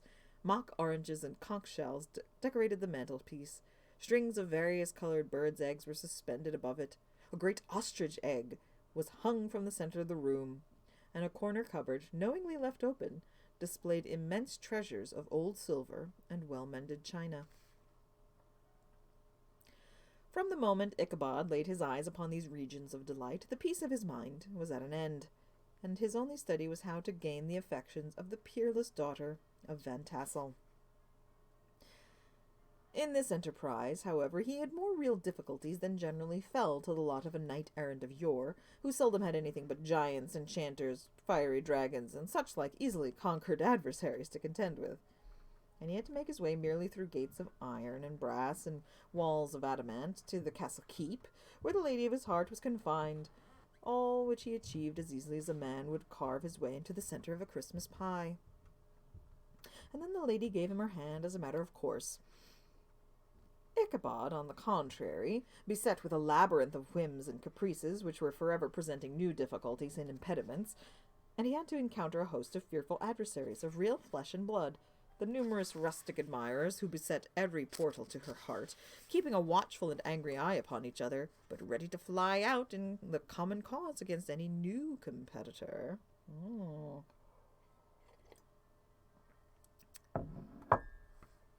Among these, the most formidable was a burly, roaring, roistering blade of the name of Abraham, or according to the Dutch abbreviation, Brom von Brunt, the hero of the country road, which rang with his feats of strength and hardihood. I really like a burly, roaring, roistering blade. That's a good one. I'm going to keep that one. He was broad-shouldered and double-jointed. Okay. With short, curly black hair and a bluff but not unpleasant countenance, having a mingled air of fun and arrogance.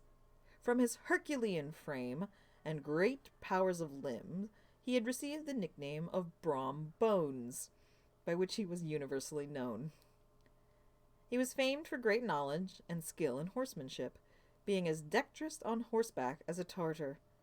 He was foremost at all races and cockfights, and with the ascendancy which bodily strength acquires in rustic life, was the umpire in all disputes, setting his hat on one side and giving his decisions with an air and tone admitting of no gainsay or appeal. He was always ready for either a fight, or a frolic, but had more mischief than ill will in his composition, and with all his overbearing roughness, there was a strong dash of waggish good humour at bottom.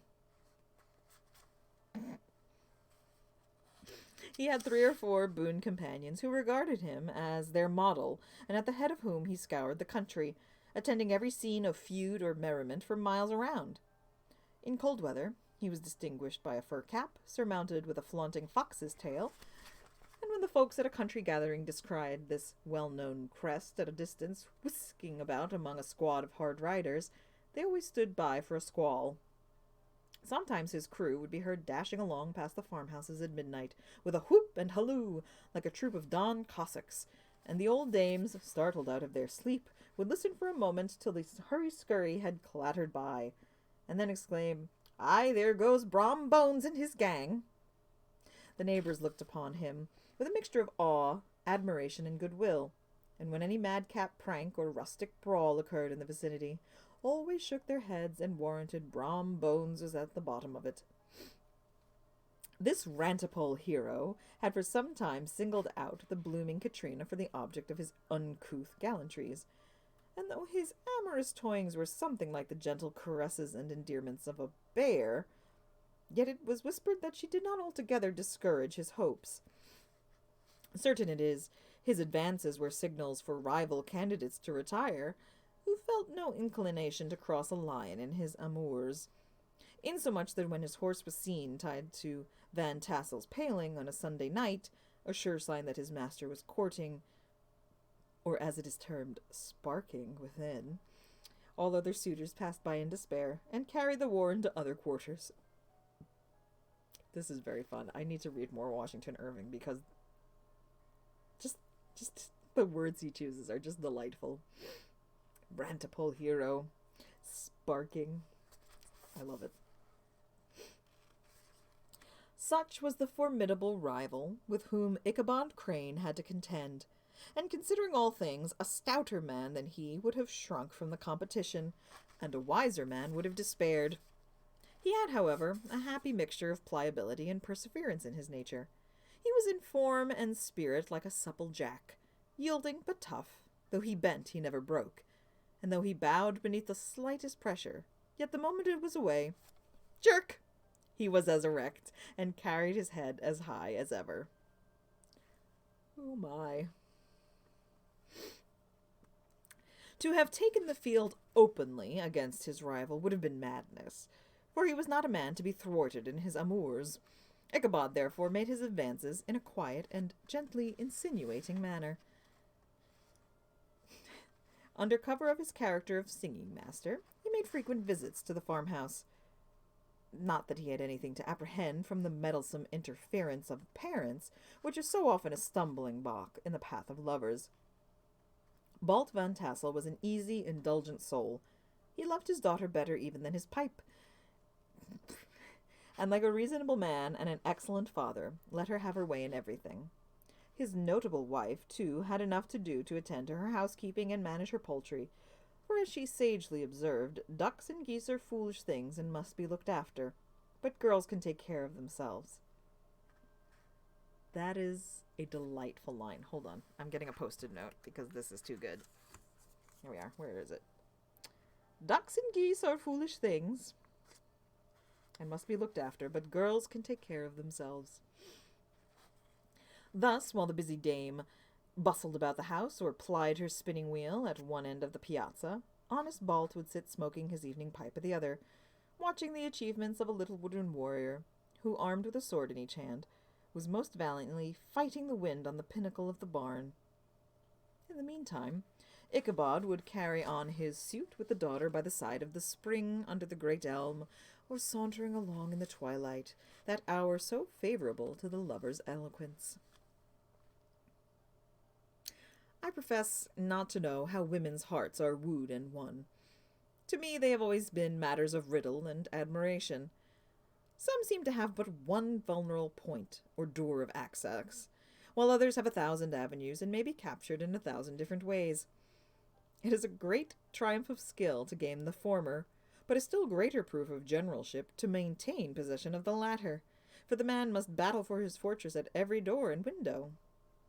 He who wins 1,000 common hearts is therefore entitled to some renown, but he who keeps undisputed sway over the heart of a coquette is indeed a hero.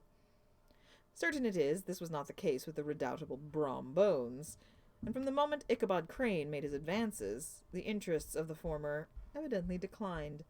His horse was no longer seen tied at the palings on Sunday nights, and a deadly feud gradually arose between him and the preceptor of Sleepy Hollow. So I remember from readings and, cartoons and such that, yes, there was this rivalry between Brom and Ichabod, but I didn't realize it was the whole story? I'm not sure. Alright. This is a lot longer than I thought it was. Okay. Where was I? Brom, who had a degree of rough chivalry in his nature, would fain have carried matters to open warfare, and have settled their pretensions to the lady according to the mode of those most concise and simple reasoners, the knights errant of yore, by single combat. But Ichabod was too conscious of the superior might of his adversary to enter the lists against him. He had overheard a boast of Bones that he would double the schoolmaster up and lay him on a shelf of his own schoolhouse, and he was too wary to give him an opportunity. There was something extremely provoking in this obstinately pacifistic system. It left Brom no alternative but to draw upon the funds of rustic waggery in his disposition, and to play off boorish practical jokes upon his rival. Ichabod became the object of whimsical persecution to Bones and his gang of rough riders. They harried his hitherto peaceful domains, smoked out his singing school by stopping up the chimney, broke into the schoolhouse at night in spite of its formidable fastenings of withe and window stakes, and turned everything topsy-turvy, so that the poor schoolmaster began to think all the witches in the country held their meetings there. But what was still more annoying, Brom took all opportunities of turning him into ridicule in the presence of his mistress, and had a scoundrel dog whom he taught to whine in the most ludicrous manner, and introduced as a rival of Ichabod's to instruct her in psalmody. In this way matters went on for some time, without producing any material effect on the relative situation of the contending powers. On a fine autumnal afternoon, Ichabod, in a pensive mood, sat enthroned on the lofty stool whence he usually watched all the concerns of his little literary realm. In his hand he swayed a ferule, that sceptre of despotic power.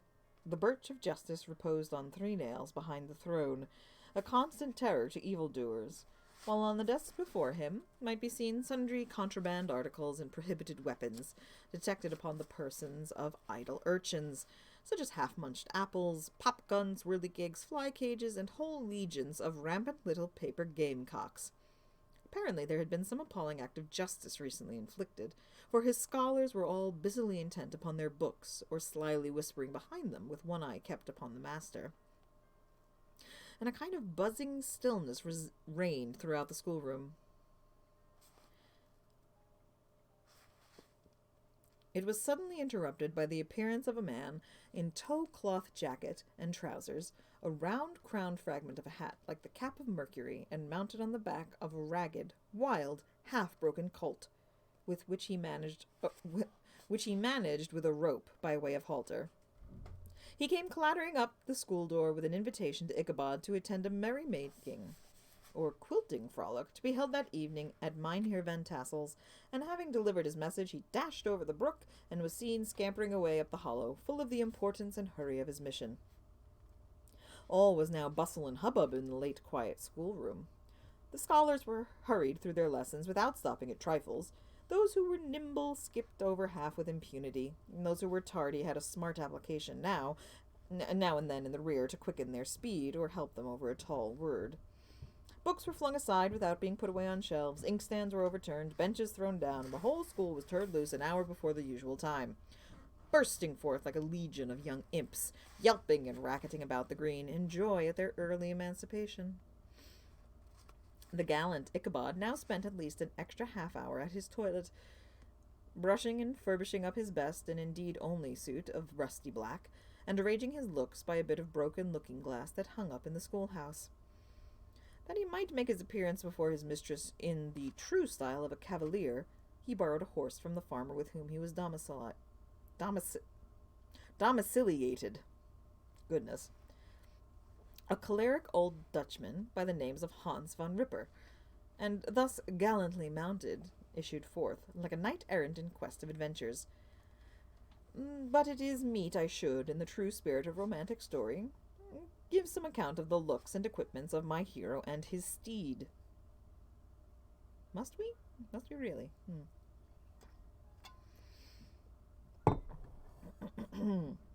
The animal he bestrode was a broken-down plough-horse that had outlived almost everything but his viciousness. He was gaunt and shagged, with a ewe neck and a head like a hammer. His rusty mane and tail were tangled and knotted with burrs. One eye had lost its pupil, and was glaring and spectral, but the other had a gleam of a genuine devil in it. Still, he must have had fire and metal in his day, if we may judge from the name he bore of Gunpowder. He had, in fact, been a favourite steed of his master's, the choleric Van Ripper, who was a furious rider, and had infused, very probably, some of his own spirit into the animal, for old and broken down as he looked, there was more of the lurking evil in him than in any young filly in the country. Ichabod was a suitable figure for such a steed. He rode with short stirrups, which brought his knees nearly up to the pommel of the saddle. His sharp elbows stuck out like grasshoppers. He carried his whip perpendicularly in his hand like a sceptre, and as his horse jogged on, the motion of his arms was not unlike the flapping of a pair of wings. A small wool hat rested on the top of his nose, for so his scanty strip of forehead might be called, and the skirts of his black coat fluttered out almost to the horse's tail. Such was the appearance of Ichabod and his steed as they shambled out of the gate of Hans von Ripper, and it was altogether such an apparition as is seldom to be met with in broad daylight. It was, as I have said, a fine autumnal day. The sky was clear and serene, and nature wore that rich and golden livery which we always associate with the idea of abundance. The forests had put on their sober brown and yellow, while some trees of the tenderer kind had been nipped by the frost into brilliant dyes of orange, purple, and scarlet. Streaming files of wild ducks began to make their appearance high in the air, and the bark of the squirrel might be heard from the groves of beech and hickory nuts, and the pensive whistle of the quail at intervals from the neighboring stubble field. The small birds were taking their farewell banquets. In the fullness of their revelry they fluttered chirping and frolicking from bush to bush and tree to tree, capricious from the very profusion and variety around them. There was the honest cock-robin, the favourite game of stripling sportsmen with its loud, querulous note, and the twittering blackbirds flying in sable clouds, and the golden-winged woodpecker with his crimson crest, his broad black gorget and splendid plumage, the cedar bird with its red-tipped wings and yellow-tipped tail, and its little Montero cap of feathers, and the blue jay, that noisy coxcomb, in his gay light blue coat and white underclothes, screaming and chattering, nodding and bobbing and bowing, and pretending to be on good terms with every songster of the grove. As Ichabod jogged slowly on his way, his eye, ever open to every symptom of culinary abundance, ranged with delight over the treasures of jolly autumn. On all sides he beheld vast store of apples, some hanging in oppressive opulence on the trees, some gathered into baskets and barrels for the market, others heaped up in rich piles for the cider press. Farther on, he beheld great fields of Indian corn, with its golden ears peeping from their leafy coverts and holding out the promise of cakes and hasty pudding, and the yellow pumpkins lying beneath them, turning up their fair round bellies to the sun, and giving ample prospects of the most luxurious of pies. And anon he passed the fragrant buckwheat fields, breathing the odor of the beehive, and as he beheld them, soft anticipations stole over his mind of dainty slapjacks, well buttered and garnished with honey or treacle by the delicate little dimpled hand of Katrina Van Tassel. Thus feeding his mind with many sweet thoughts and sugared suppositions, he journeyed along the sides of a range of hills which look out upon some of the goodliest scenes of the mighty Hudson. The sun gradually wheeled his broad disk down into the west. The wide bosom of the Tappan Zee lay motionless and glassy, excepting that here and there a gentle undulation waved and prolonged the blue shadow of the distant mountain. A few amber clouds floated in the sky, without a breath of air to move them. The horizon was of a fine golden tint, changing gradually into a pure apple green, and from that into the deep blue of the mid-heaven. It was toward evening that Ichabod arrived at the castle of the Heer Van Tassel, which he found thronged with the pride and flower of the adjacent country. Old farmers, a spare leathern-faced race in homespun coats and breeches, blue stockings, huge shoes, and magnificent pewter buckles. Their brisk, weathered little dames, in close-crimped hats, long-waisted short gowns, homespun petticoats with scissors and pincushions and gay calico pockets hanging on the outside. Buxom lasses, almost as antiquated as their mothers, excepting where a straw hat, a fine ribbon, or perhaps a white frock gave symptoms of city innovation. Their sons, in short, square-skirted coats with rows of stupendous brass buttons, and their hair generally queued in the fashions of the times, especially if they could procure an eel-skin for the purpose, it being esteemed throughout the country as a potent nourisher and strengthener of the hair. Getting a little sawbones action going on here. Brom Bones, however, was the hero of the scene, having come to the gathering on his favorite steed, Daredevil, creature like himself, full of mettle and mischief, and which no one but himself could manage. He was, in fact, noted for preparing vicious animals, given to all kinds of tricks, which kept the rider in constant risk of his neck, for he held a tractable, well-broken horse as unworthy of a lad of spirit. Fain would I pause to dwell upon the world of charms that burst upon the enraptured gaze of my hero as he entered the state parlor of Van Tassel's mansion. Not those of the bevy of buxom lasses, with their luxurious display of red and white, but the ample charms of a genuine Dutch country tea-table, in the sumptuous time of autumn. Such heaped-up platters of cakes of various and almost indescribable kinds, known only to experienced Dutch housewives. Oh, there's more food. I'm so hungry. Okay, here we go. There was the doughty doughnut, the tenderer oily coke, and the crisp and crumbling cruller. Oh, I love a cruller. Sweet cakes and short cakes, ginger cakes and honey cakes, and the whole family of cakes.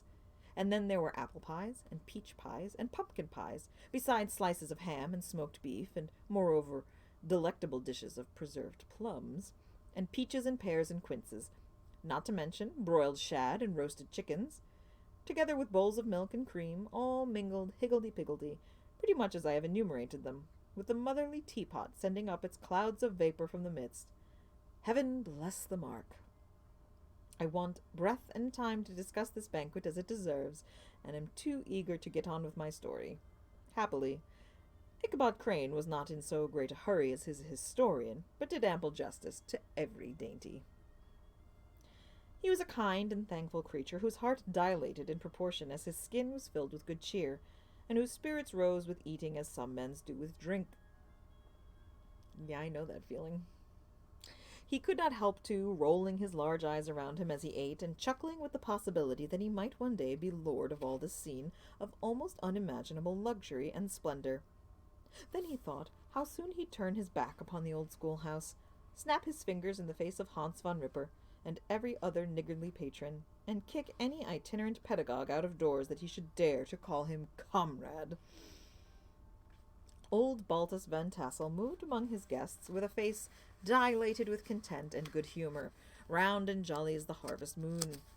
His hospitable attentions were brief but expressive, being confined to a shake of the hand, a slap on the shoulder, a loud laugh, and a pressing invitation to fall to and help themselves. And now the sound of the music from the common room or hall summoned the dance. The musician was an old gray-headed man who had been the itinerant orchestra of the neighborhood for more than half a century. His instrument was as old and battered as himself. The greater part of the time he scraped on 2 or 3 strings, accompanying every movement of the bow with a motion of the head, bowing almost to the ground and stamping with his foot whenever a fresh couple were to start. Ichabod prided himself upon his dancing as much as upon his vocal powers. Not a limb, not a fiber. You're back, you noticed. Yes, I have my horns on. Shh, it's a secret. You've distracted me. Where was I? Ichabod prided. Here we go. Ichabod prided himself upon his dancing as much as upon his vocal powers. Not a limb, not a fibre about him was idle, and to have seen his loosely hung frame in full motion and clattering about the room, you would have thought St. Vitus himself, that blessed patron of the dance, was figuring before you in person. He was the admiration of all, who, having gathered of all ages and sizes from a farm in the neighborhood, stood forming a pyramid of faces at every door and window, gazing with delight at the scene. How could the flogger of urchins be otherwise than animated and joyous? The lady of his heart was his partner in the dance, and smiling graciously in reply to all his amorous oglings, while Brom Bones, sorely smitten with love and jealousy, sat brooding by himself in one corner. When the dance was at an end, Ichabod was attracted to a knot of Sager folks, who, with old Van Tassel, sat smoking at one end of the piazza, gossiping over former times and drawing out long stories about the war.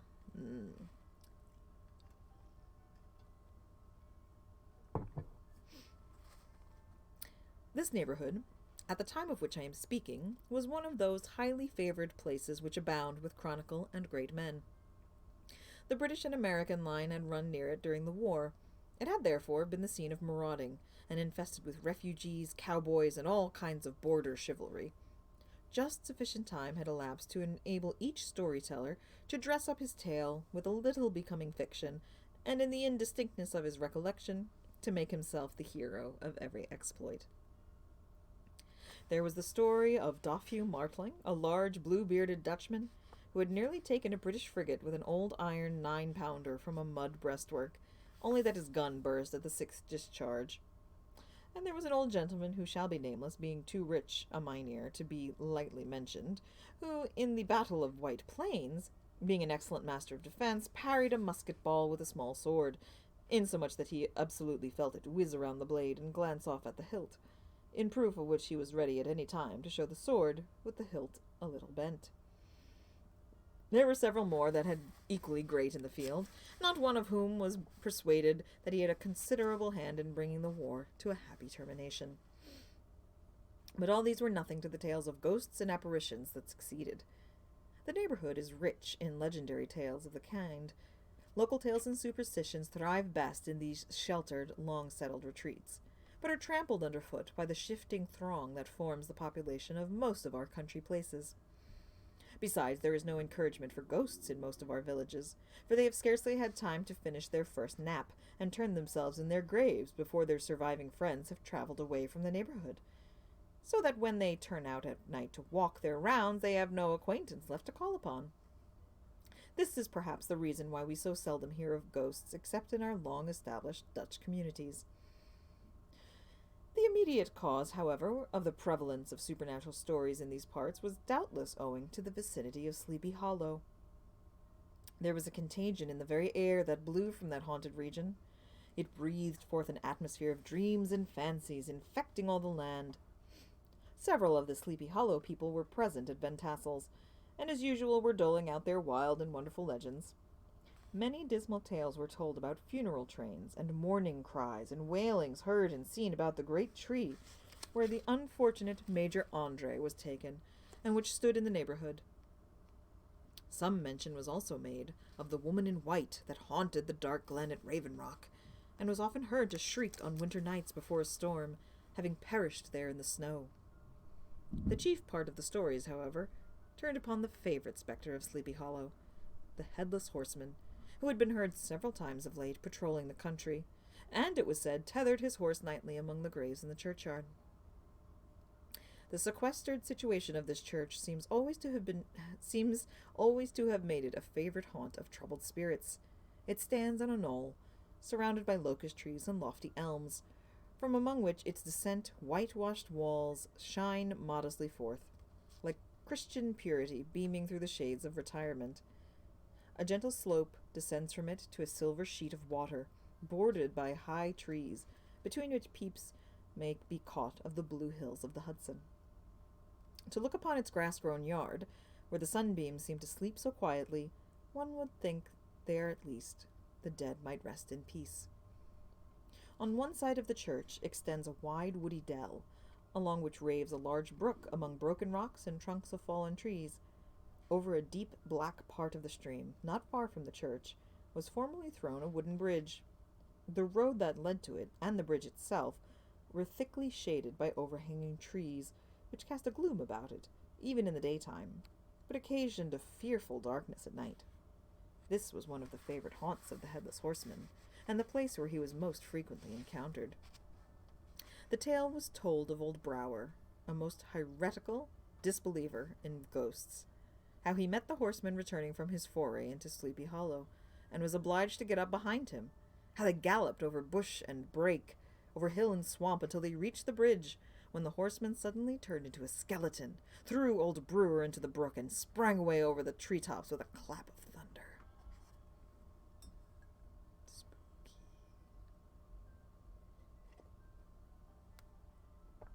This story was immediately matched by a thrice marvelous adventure of Brom Bones, who made light of the galloping Hessian as an errant jockey. He affirmed that, on returning one night from the neighboring village of Sing Sing,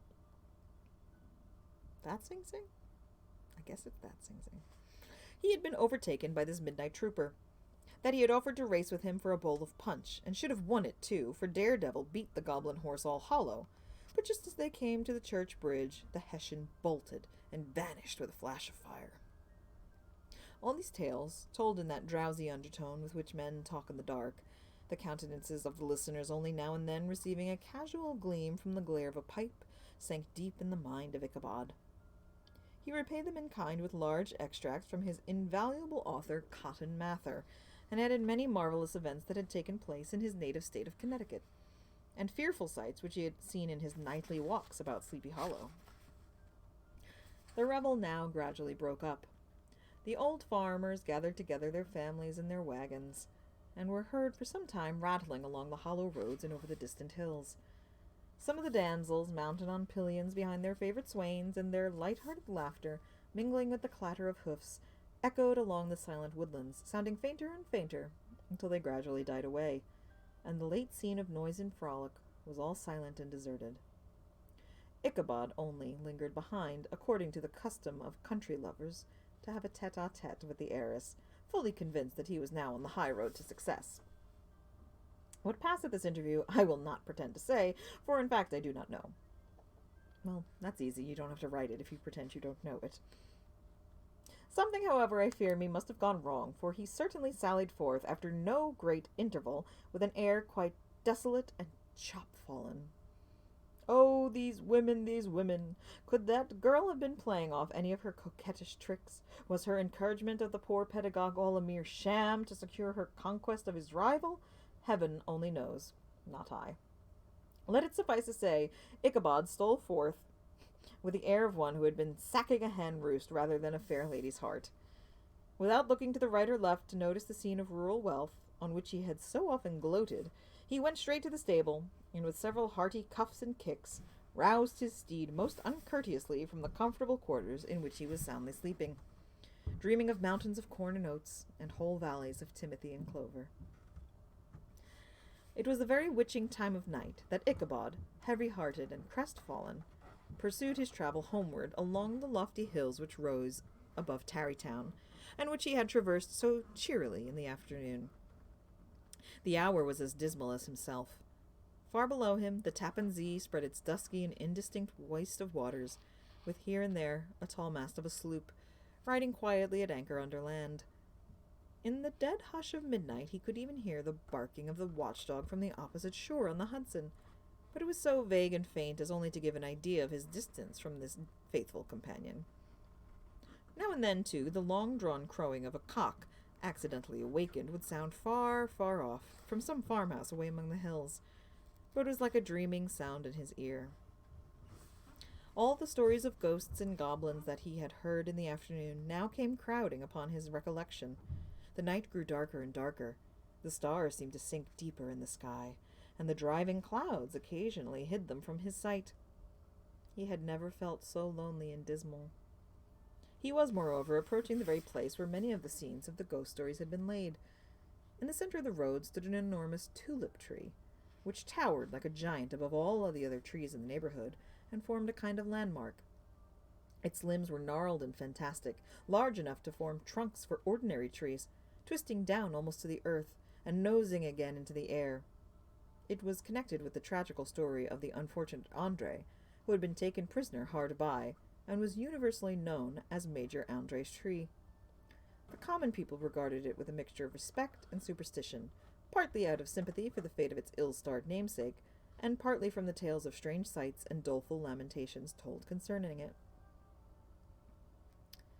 As Ichabod approached the fearful tree, he began to whistle.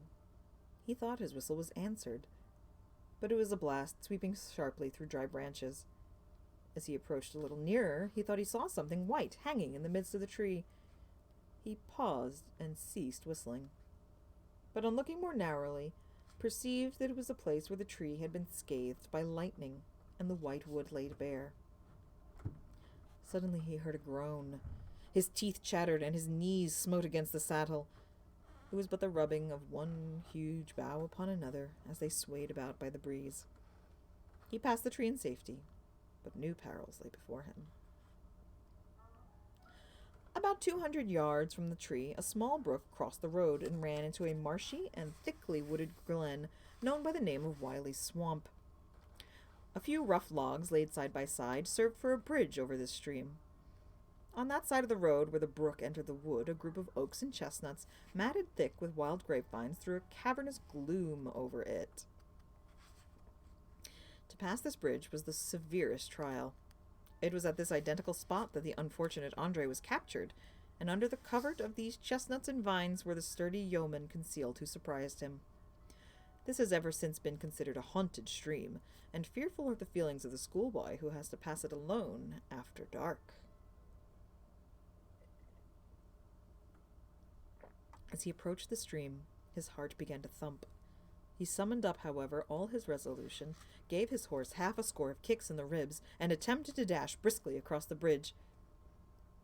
But instead of starting forward, the perverse old animal made a lateral movement, and ran broadside along the fence.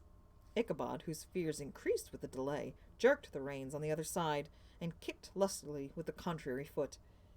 It was all in vain. His steed started, it is true, but it was only to plunge to the opposite side of the road into a thicket of brambles and alder bushes. The schoolmaster now bestowed both whip and heel upon the starveling ribs of old Gunpowder, who dashed forward, snuffling and snorting, but came to a stand just by the bridge with a suddenness that had nearly sent his rider sprawling over his head. Just at this moment, a plashy tramp by the side of the bridge caught the sensitive ear of Ichabod. In the dark shadow of the grove, on the margin of the brook, he beheld something huge, misshapen, black and towering. It stirred not, but seemed gathered up in the gloom, like some gigantic monster ready to spring upon the traveler. The hair of the affrighted pedagogue rose upon his head with terror. What was to be done? To turn and fly was now too late, and besides, what chance was there of escaping ghost or goblin, if such it was, which could ride upon the wings of the wind? Summoning up, therefore, a show of courage, he demanded in stammering accents, "Who are you?"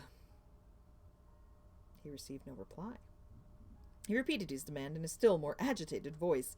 Still there was no answer. Once more he cudgelled the sides of the inflexible Gunpowder, and shutting his eyes, broke forth with involuntary fervor into a psalm tune.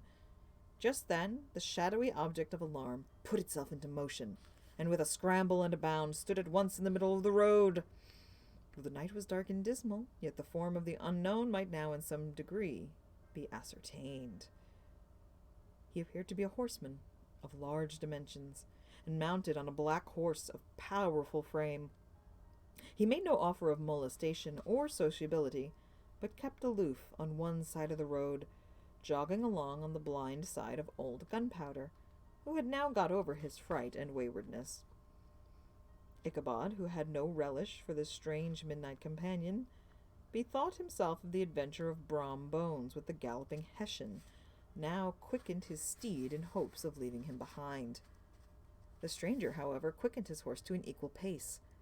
Ichabod pulled up and fell into a walk, thinking to lag behind him. The other did the same. His heart began to sink within him. He endeavored to resume his psalm tune, but his parched tongue clove to the roof of his mouth, and he could not utter a stave. There was something in the moody and dogged silence of this pertinacious companion that was mysterious and appalling. It was soon fearfully accounted for.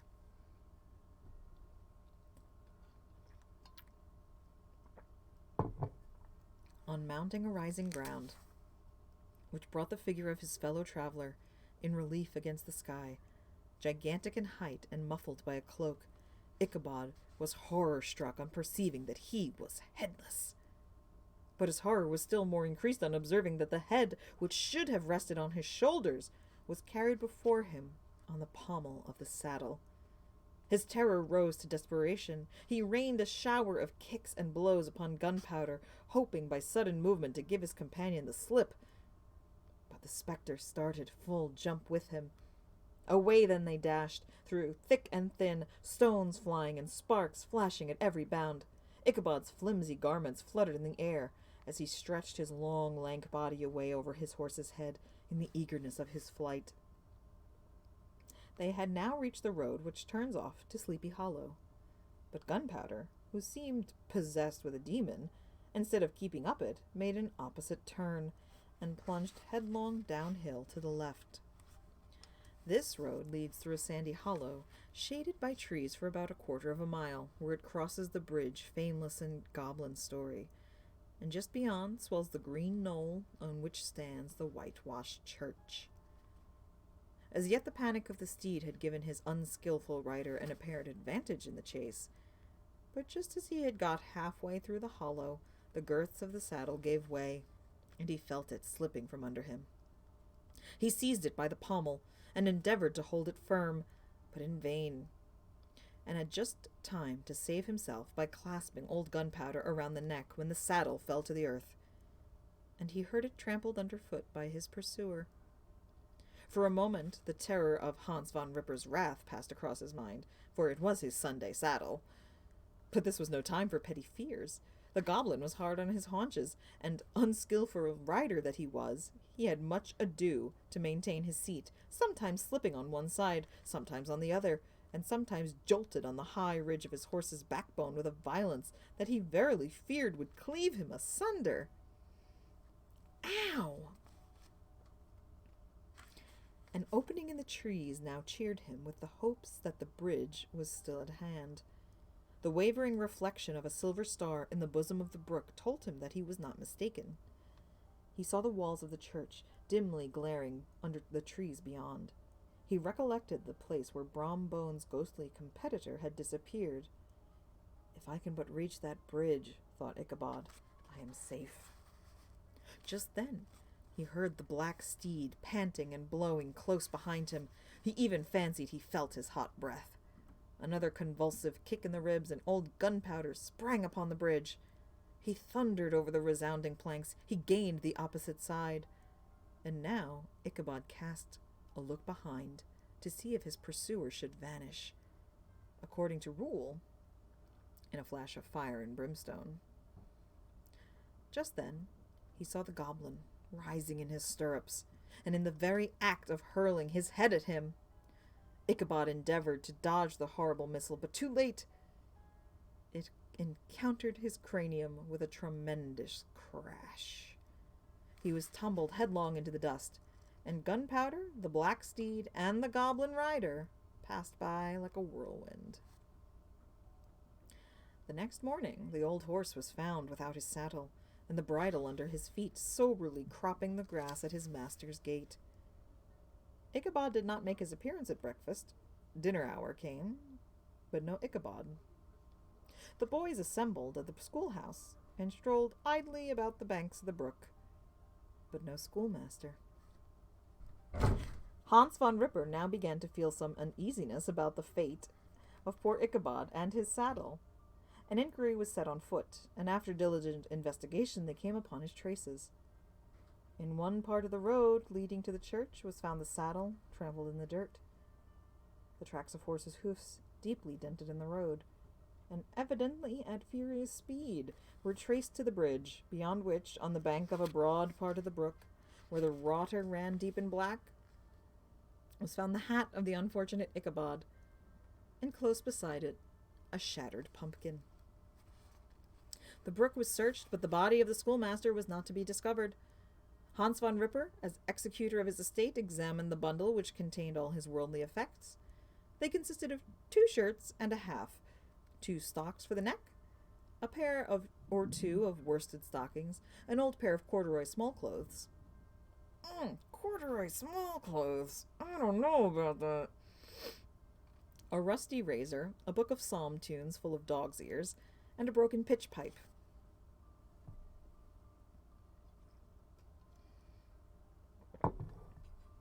As to the books and furniture of the schoolhouse, they belonged to the community, excepting Cotton Mather's History of Witchcraft, a New England almanac, and a book of dreams and fortune-telling, in which the last was a sheet of foolscap much scribbled and blotted in several fruitless attempts to make a copy of verses in honor of the heiress of Van Tassel.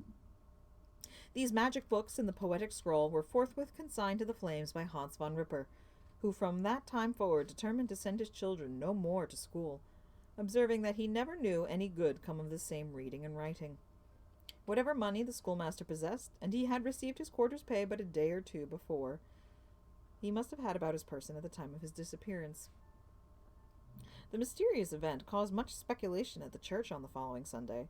Knots of gazers and gossips were collected in the churchyard, at the bridge, at the spot where the hat and the pumpkin had been found. The stories of Brower, of Bones, and a whole budget of others were called to mind, and when they had diligently considered them all and compared them with the symptoms of the present case, they shook their heads and came to the conclusion that Ichabod had been carried off by the galloping Hessian. As he was a bachelor and in nobody's debt, nobody troubled his head any more about him. The school was removed to a different quarter of the hollow, and another pedagogue reigned in his stead. It is true, an old farmer who had been down to New York on a visit several years after, and from whom this account of the ghostly adventure was received, brought home the intelligence that Ichabod Crane was still alive, that he had left the neighborhood, partly through fear of the goblin and Hans von Ripper, and partly in mortification at having been suddenly dismissed by the heiress, that he had changed his quarters to a distant part of the country, had kept school and studied law at the same time, had been admitted to the bar, turned politician, electioneered, written for the newspapers, and finally been made a justice of the 10-pound court. Brom Bones, too, who shortly after his rival's disappearance conducted the blooming Katrina in triumph to the altar, who observed to look exceedingly knowing whenever the story of Ichabod was related, and always burst into a hearty laugh at the mention of the pumpkin, which led some to suspect that he knew more about the matter than he chose to tell. The old country wives, however, who are the best judges of these matters, maintain to this day that Ichabod was spirited away by supernatural means, and it is a favorite story, often told around the neighborhood in the winter evening fire. The bridge became more than ever an object of superstitious awe, and that may be the only reason why the road had been altered of late years, so as to approach the church by the border of the mill pond. Hello? Hi, Maeve. Yes, we have a kitty. Okay, hi. You get your scritchies. Let me finish. I'm almost done. Oh, my goodness. The schoolhouse, being deserted, soon fell to decay, and was reported to be haunted by the by the ghost of the unfortunate pedagogue, and the ploughboy, loitering homeward of a still summer evening, has often fancied his voice at a distance, chanting a melancholy psalm tune among the tranquil solitudes of Sleepy Hollow. And that is going to be the end of our stream for today. That one was a bit longer than I thought it was. It's so funny, these stories, sometimes they don't seem long when you look at them on paper, but you kind of just get carried away in them, don't you? Okay, well, the cat is now everywhere, bonking my monitor. She's probably going to turn the computer off. It's going to be fun and exciting, but thank you so much, everybody, for joining me for Tea Time Tales on the Chaotic Tiefling channel. I will be back again next week. You can take a look at our schedule here. There we go. Let me put in the little thing. There we go. So next week we're doing Greek mythology. Very exciting. If you have a favorite story, you can go ahead and either email me, and you can do that there with the Bardic Belle at gmail.com. You can also go to the Tea Time Tales channel of the Chaotic Tiefling Discord. We'd love to have a chat, hang out, talk about some of these stories, see what we're going to read for next time. Let's see what's coming up on Chaotic Tiefling. Tuesday is The Quizzard and I. We love The Quizzard and I. Hocus Pocus was so much fun last week. This week we're doing Harry Potter. Now, if you are, as I am, deeply, deeply ashamed of what J.K. Rowling has been posting on her Twitter, don't worry. The prize from the Harry Potter trivia will actually be a donation to a trans organization. We are very excited about that. So make sure you pop in on Tuesday for The Quizzard and I for Harry Potter. And I will be back next week. Yes, Maeve. Hi, baby. I will be back next week on Saturday at 2 p.m. with some Greek mythology tales. Thank you so much, everybody. I hope you have a happy, happy, spoopy Halloween. Eat lots of candy, get very sick, and then don't forget that tonight's daylight savings time. 2 a.m. Fall back an hour. Get an extra hour of sleep. I'm going to be excited because the sun won't be up when I go to work at 4:30, but it'll be a little sooner. Thank you again, everybody. Have a great, great rest of your day, and I'll see you again next week. Bye.